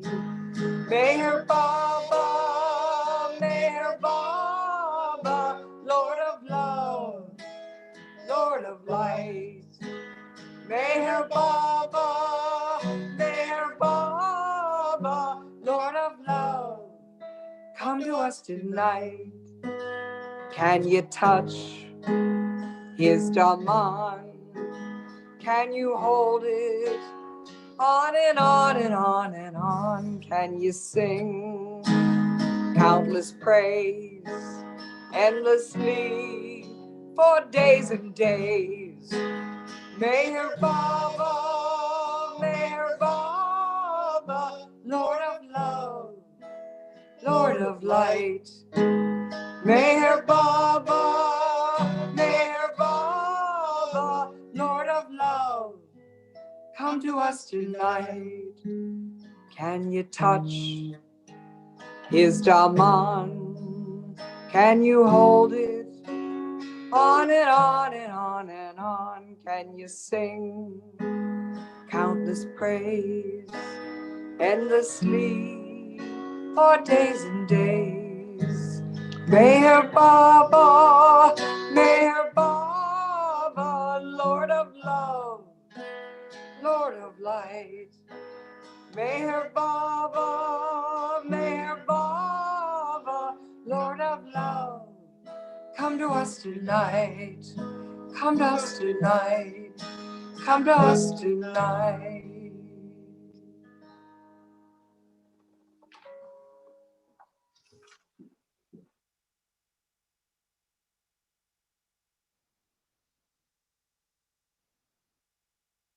Jai Baba.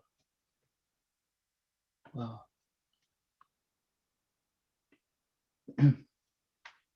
That song's still going on inside of me.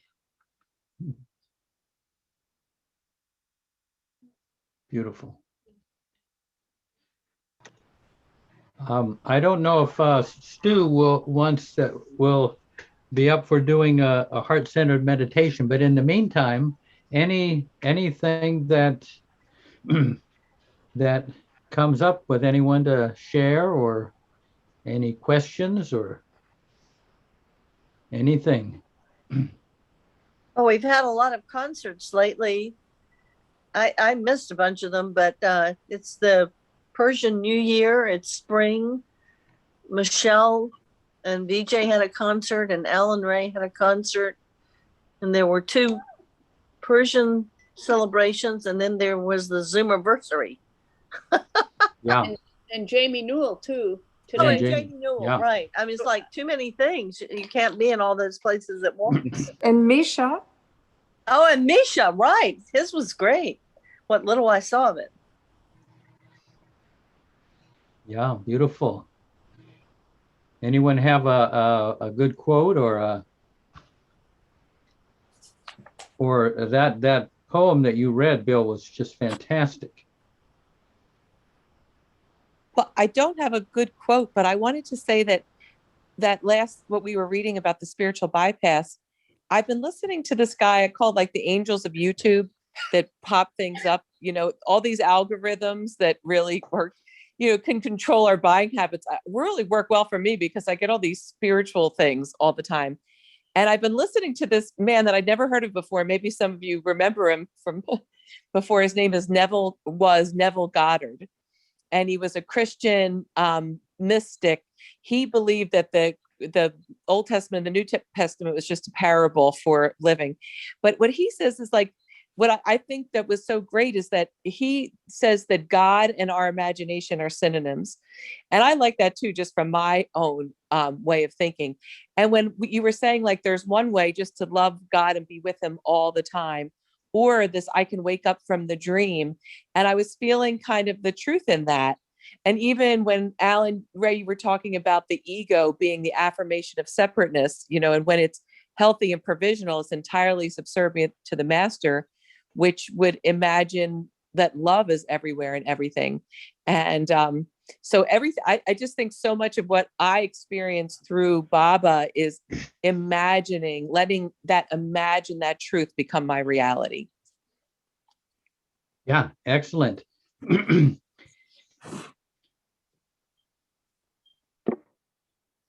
Yeah,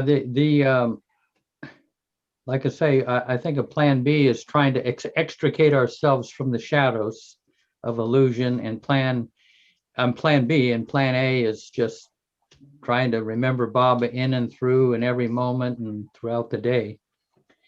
And kind of, you're like a Teflon pan, nothing really quite sticks.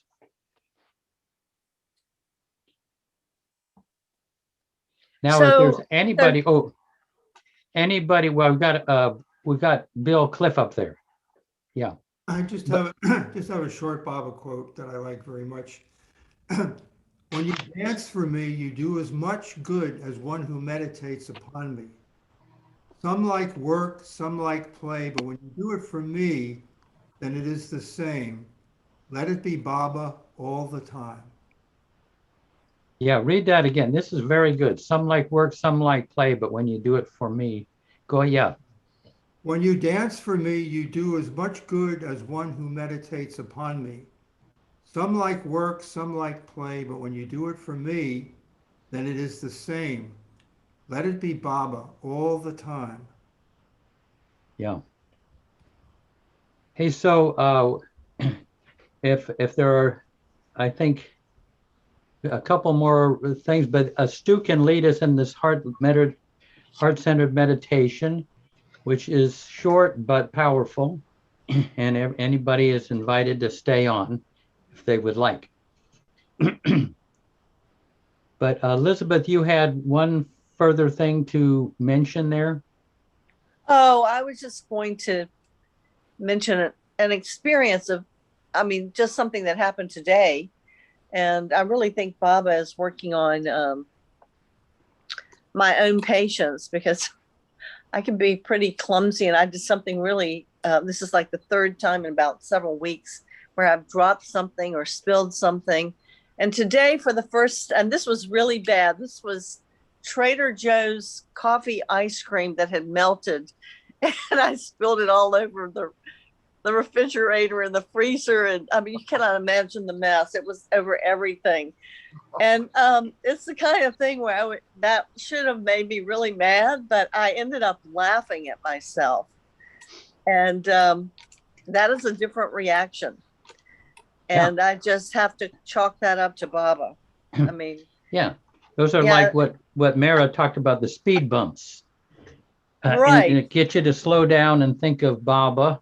You can take those as nice moments to think of Baba, even as aggravating as it is. Oh, aggravate. Just can't imagine. I was already tired from what I was doing, and this was just like more work. It took me a half an hour, 40 minutes to clean it all up. And it was, I could have been extremely aggravated and been yelling and screaming at the world. Yeah. But I just laughed and I said, oh, Baba. It's just so weird that it's just kind of not many people would do something like that. And anyway. Okay. Well, let's we'll give Stuart the floor, and I guess everyone should mute themselves. Jeff, do you want to let Meher Prasad bring up what he wants to? He's got his hand up. I just had a quote that from Eruch. You guys want me to read it? Yeah. Okay.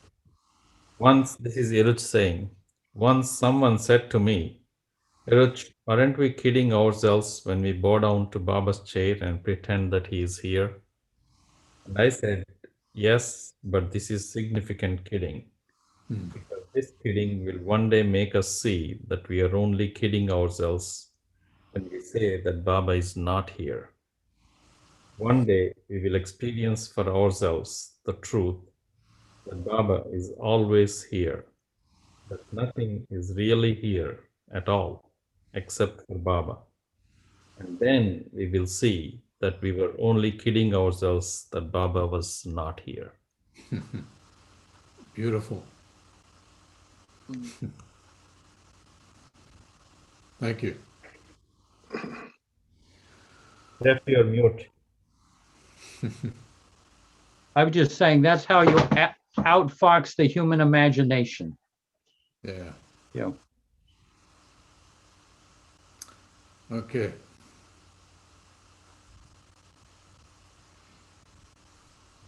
Jai Baba.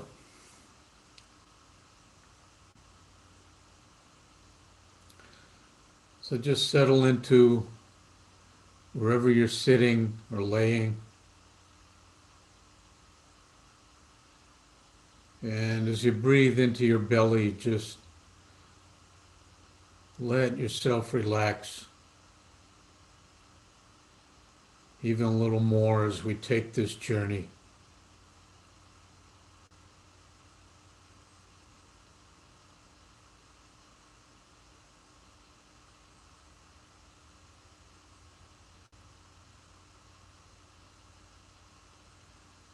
And breathing into your belly, bring your awareness to your heart and your heart center.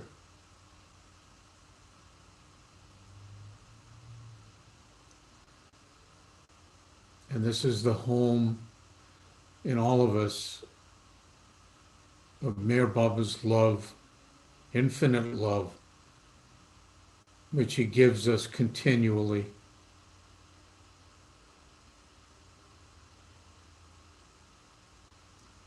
And he invites us to dive in.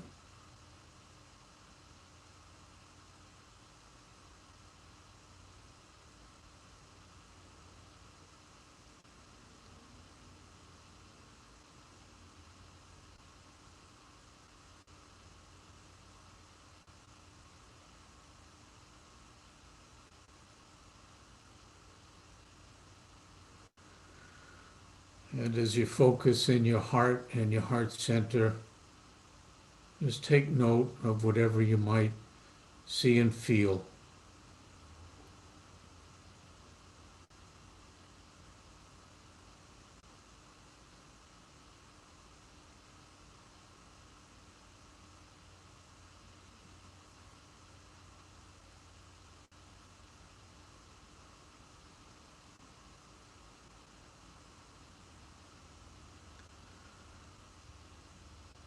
And now letting your heart be your guide. Choose someone who you would like to focus on sharing Meher Baba's infinite love with, just to see Meher Baba's infinite love flowing into them. So this could be a person or a group. This can be very powerful in a situation of conflict, but you can really pick anyone at all. Might be someone you know has been going through a lot, or someone maybe you already love and just would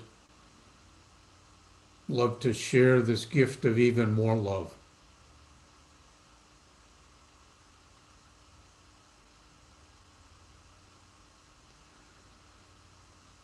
So get a good image of whoever it is and see them before you in your mind and your heart.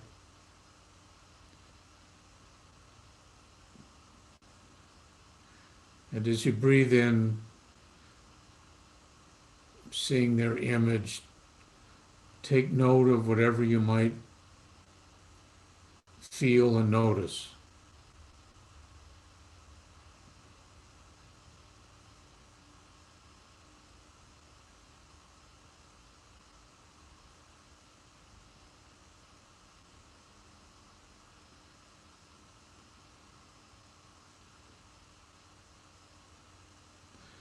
And now, with no expectation and without trying to bring about any particular happening, just start to picture Baba's infinite love generously and endlessly flowing into their heart and their heart space.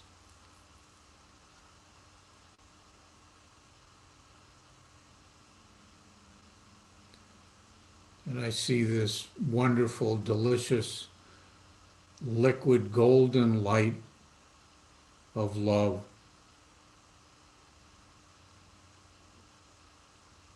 continuously flowing and filling every bit of their heart space, every little corner.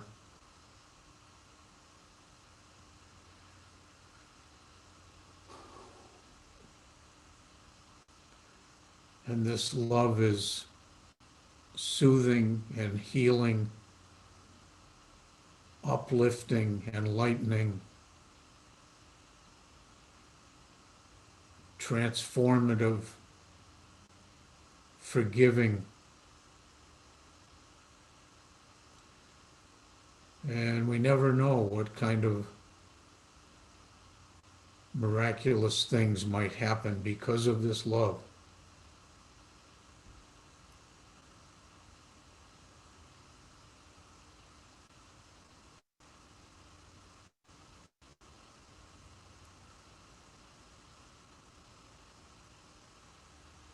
So as you breathe into your belly, keep seeing Baba's infinite love just flowing into their heart and heart space.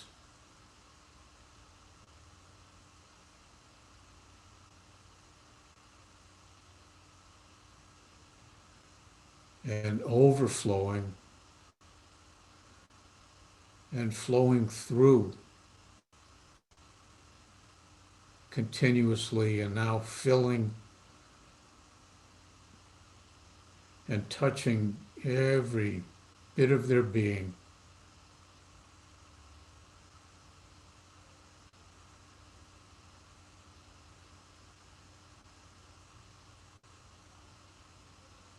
There's no aspect of them not being touched by this infinite healing love.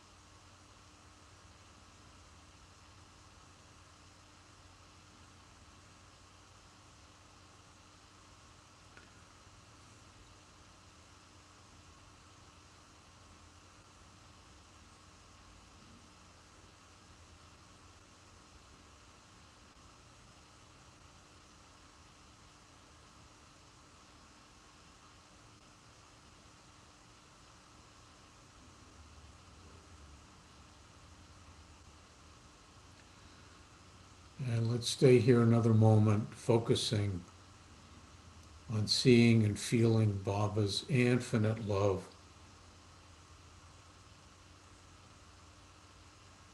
filling every bit of their heart and their entire being.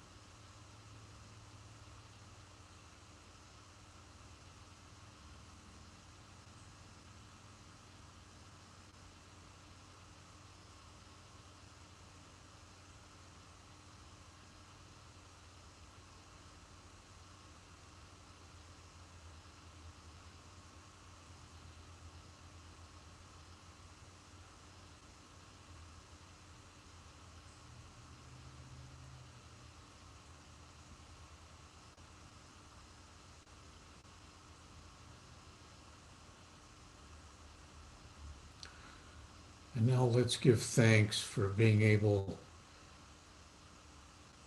to take this time and focus on sharing Baba's infinite love.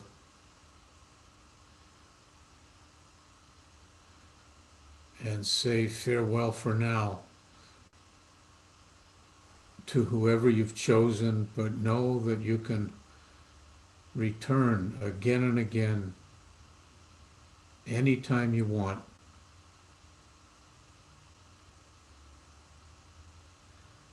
Because there's no end to the flow of this love.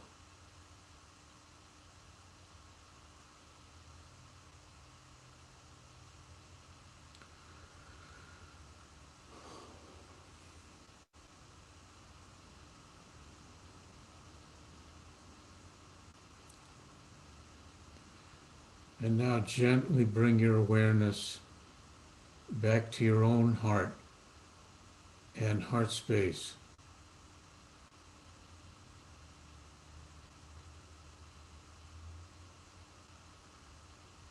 And as you breathe in, take note of what you might see and feel there.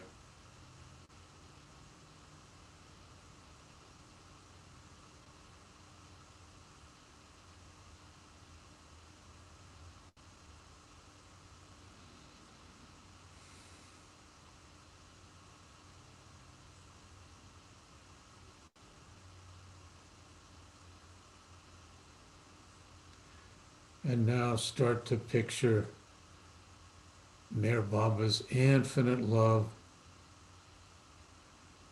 flowing endlessly into your own heart.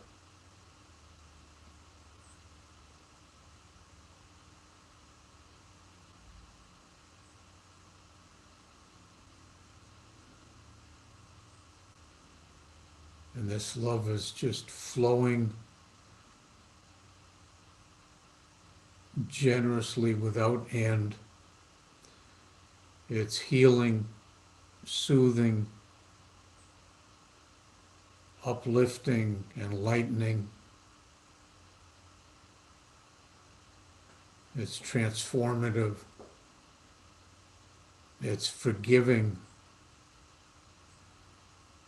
And we never know what wonders it might bring about.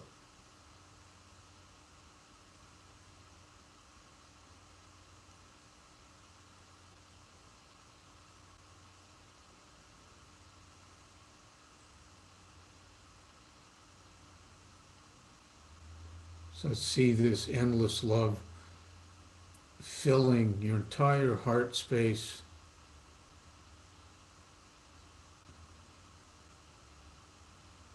And overflowing and flowing through.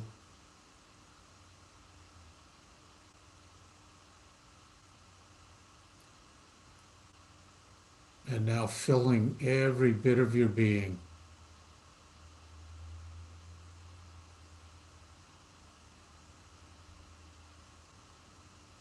And shining its brightness and its healing on all of you.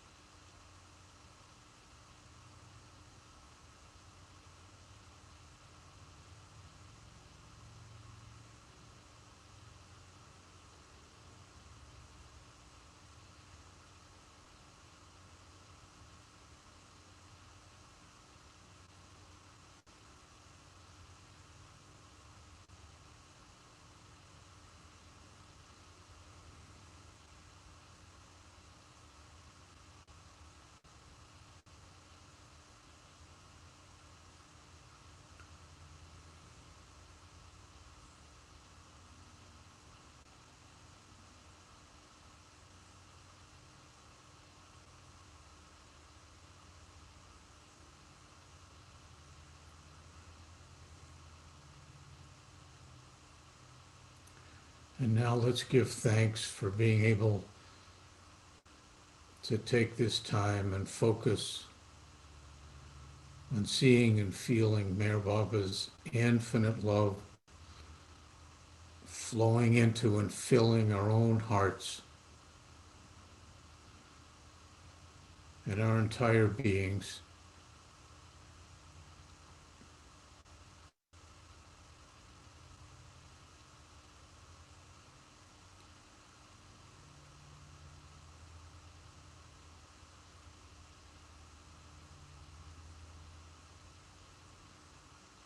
And know that we can return here again and again.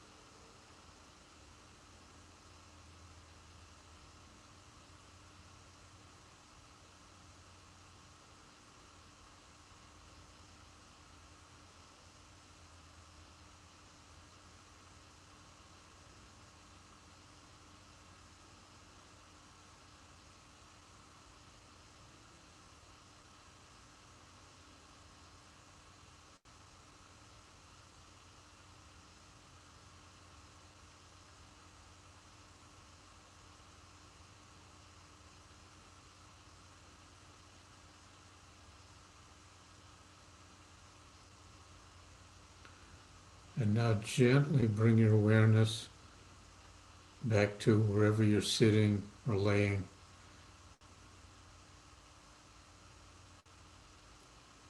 And breathe in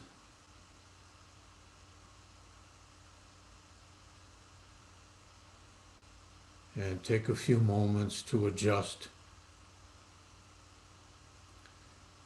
And whenever you're ready, you can open your eyes.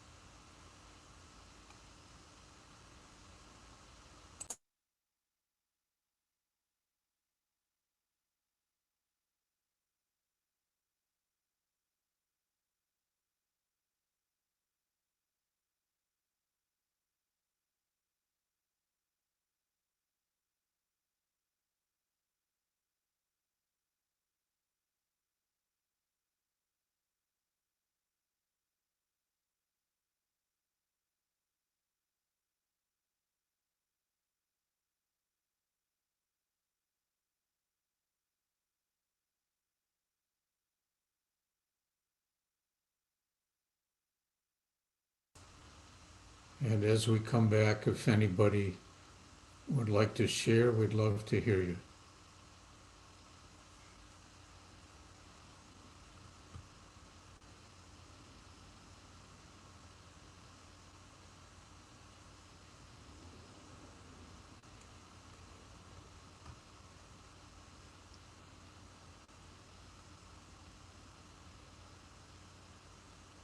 Hi, it's Cindy. That was so spacious.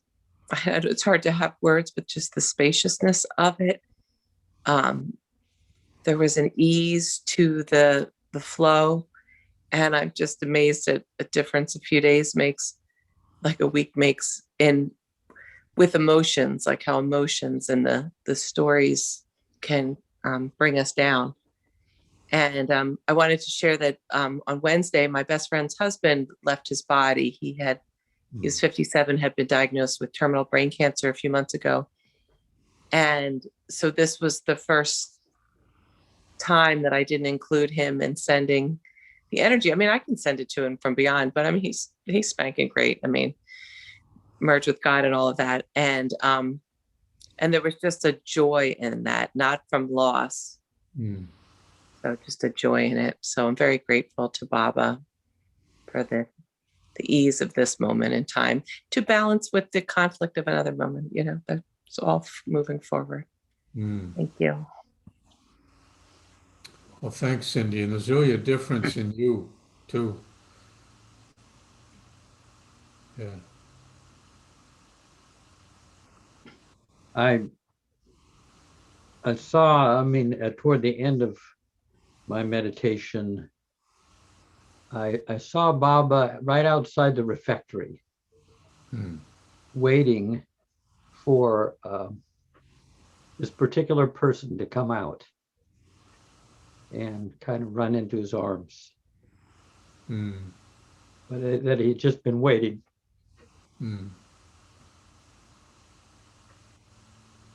Out of appreciation for what this person has done all these years. And you saw them come together? Yeah. Yeah. Beautiful. Yeah.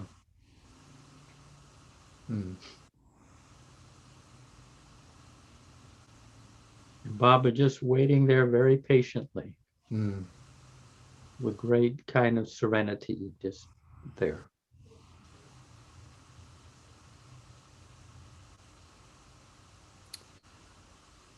A lot of lunches happened in that in the refectory. A lot of talks about Baba and this life with Baba. Yeah.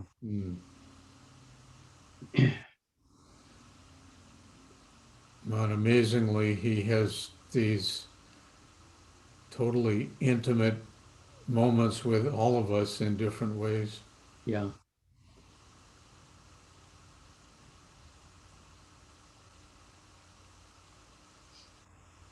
And that song still is going on inside of me, Ruthie. Yeah, it was a great song. Wonderful. I'll send it. Yeah. I'll send it. I'll email it to you. Yeah, beautiful. That is a great rendition of it.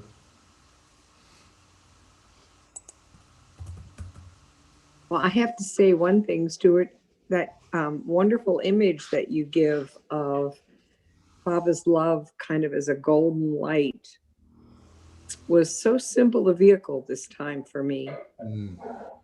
So I was able to feel that movement to the person I was thinking of and to their heart, and to see, you know, they became a golden person by the time we finished with the love of, you know, Baba's love in their being, in their real being. I guess that's what it felt like. That's wonderful. Yeah, and then it wasn't so hard to turn it back on myself this time. That has been hard before. It was hard last time, yeah.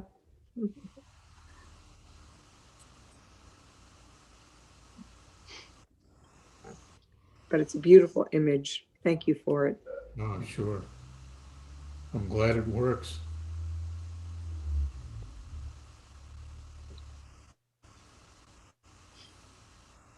Wasn't sure if you were complete, Ruth. I wanted to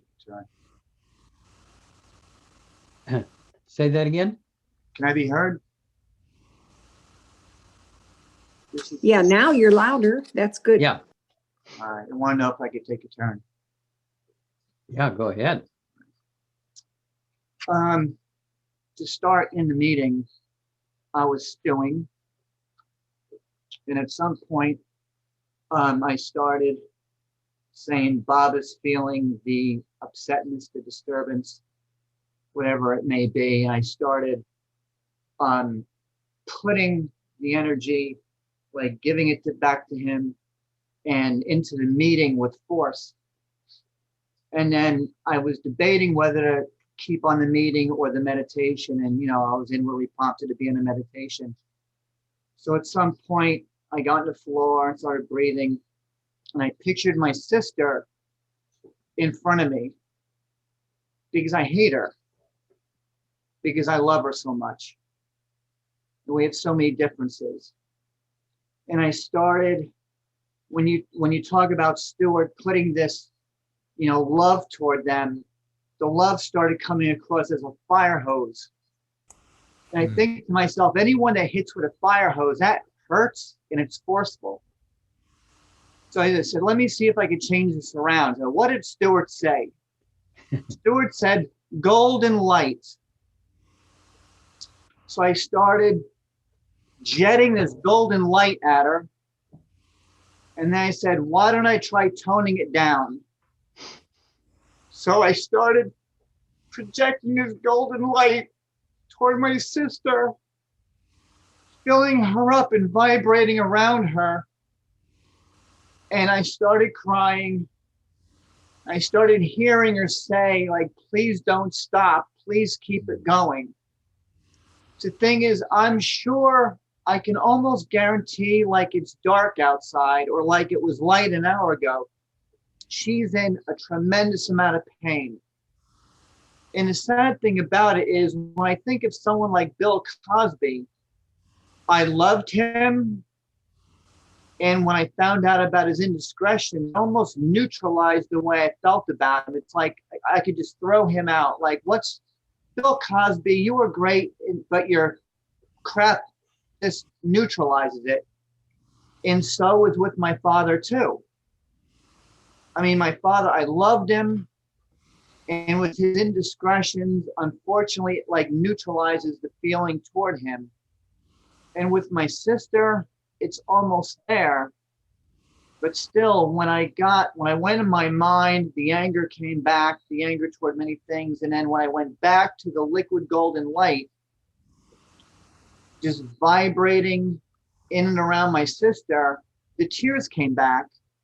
Mm-hmm. And when I pictured the golden light going inside of her, again, I could hear her say something like, please keep it going. Like it feels like it's like she's hurting so bad. I mean, to me, when it came to taking care of my sister, she was, I think, in excruciating pain over it all. In deep well of pain. And I think it reached her on some level. And my mind went in and out of it a couple times. But it did bring me to tears, just putting it to her and hearing her say what she did. And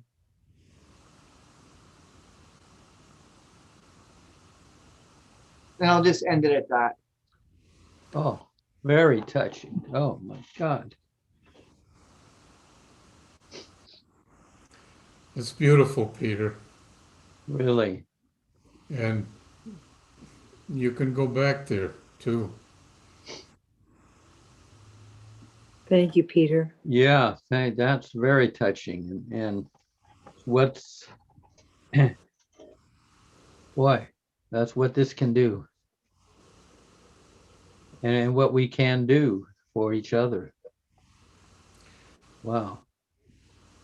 Yeah, and Peter, her telling you don't stop. You know something good is going on there.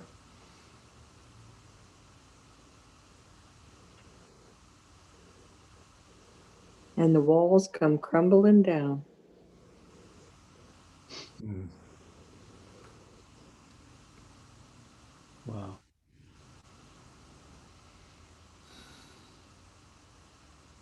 Well, I am going to slip away, but thank you, Stu. This is always so rich and deep and expansive and healing, all of that. Yeah. Well, thank you, Jeff. Yeah, really. We are very fortunate. Thank you, Jeff. Yeah. Yeah. If that song keeps going, I'm going to have to. Come to us tonight.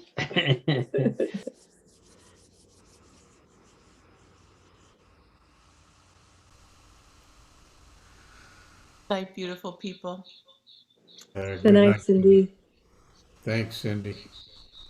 Jai Baba. Elizabeth, you've got some look on your face. Oh, yeah. I was thinking, should I say something? Should I not say something? I said, I should just keep quiet. I'm always talking. But I was a little distracted because I was moving around at first, but I knew from yesterday, or maybe before, who I would include. And this time I focused on some people, 2 people who are not close to me, but I have to deal with them all the time. So these would fall in the category of those you cannot love. And I basically don't dislike people, but there's definitely a difference in way of looking at the world. And there was a conflict this week, and it was pretty bad. And I decided to get out of the conflict. I said, I can't talk about this. And I knew then that these were the 2 people I needed to focus on. And so Um, it's because I need to learn how to love the people I cannot love. There was a huge conflict. It's crazy. I got extremely upset about it. It was all about mask, but the problem was totally different perceptions and really a feeling of lack of control and safety issues. So it got down to real basic level. But I know these people are really good people. They're very, I think they're evangelical Christians. And I unfortunately have to deal with them. And I'm just trying to see, how do I do this? And how do I talk to them? And how can we communicate? And so I'm sure this meditation for me will keep going because, of course, the things that Peter said actually was very helpful to me too. I may need a fire hose, just like he had one. Anyway.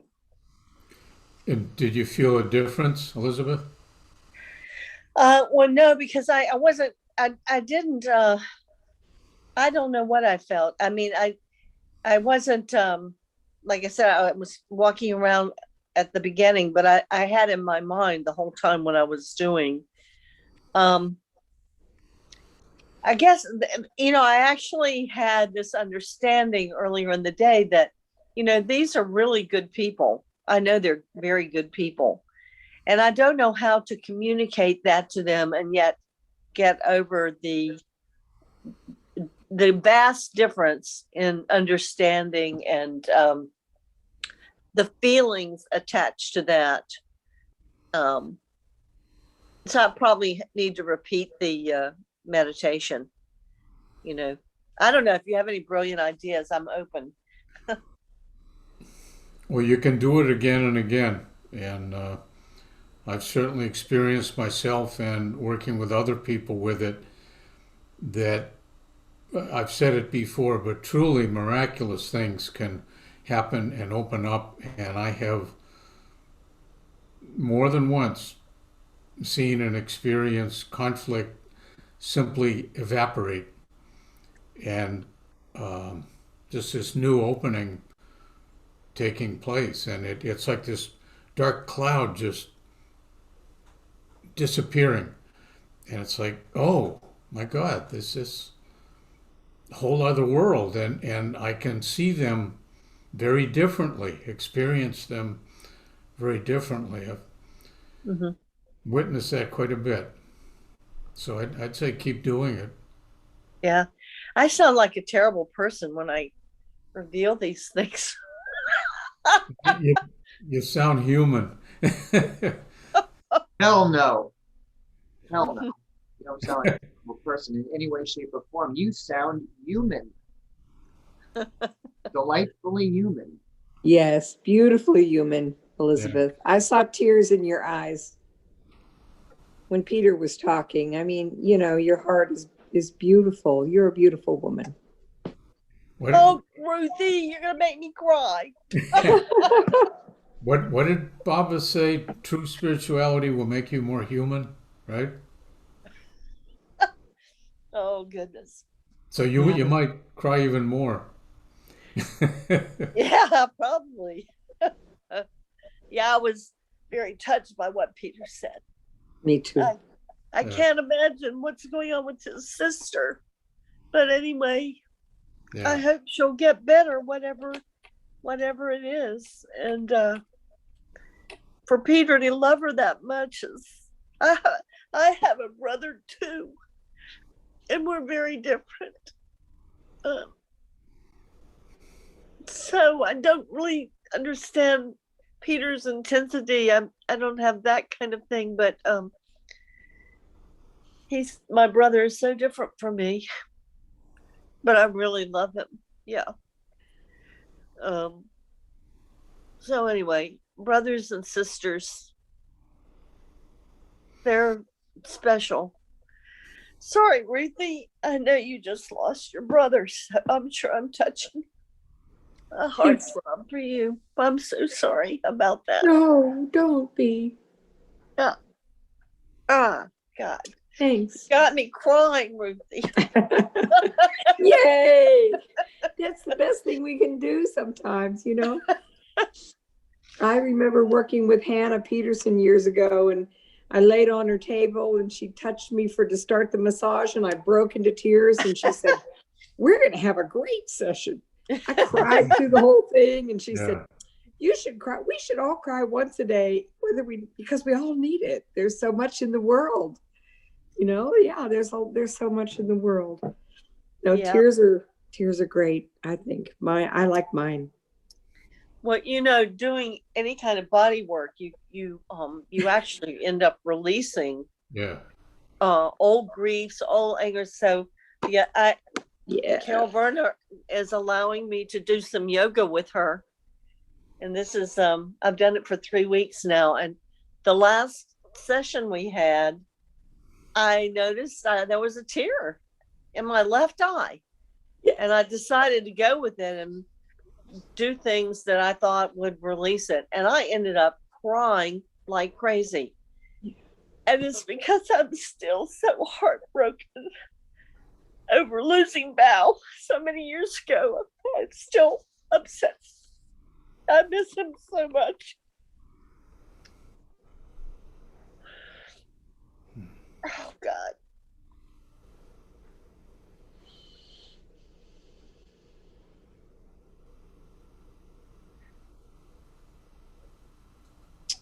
I tell you, that Mara Baba guy.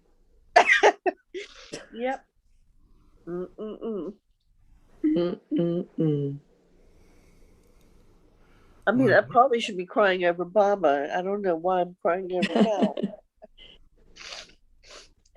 Anyway. He's in there too. I was going to say, if you ever want to pick anybody that makes you think of Baba, it might have been Bao. Yeah, I was really close to Bao, as he was close to so many people. But anyway.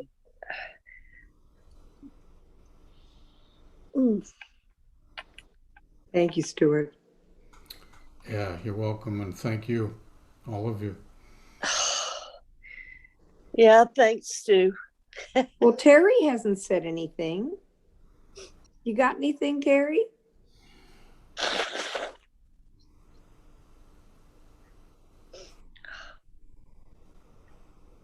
Oh, you're muted again. You got unmuted, then you got muted.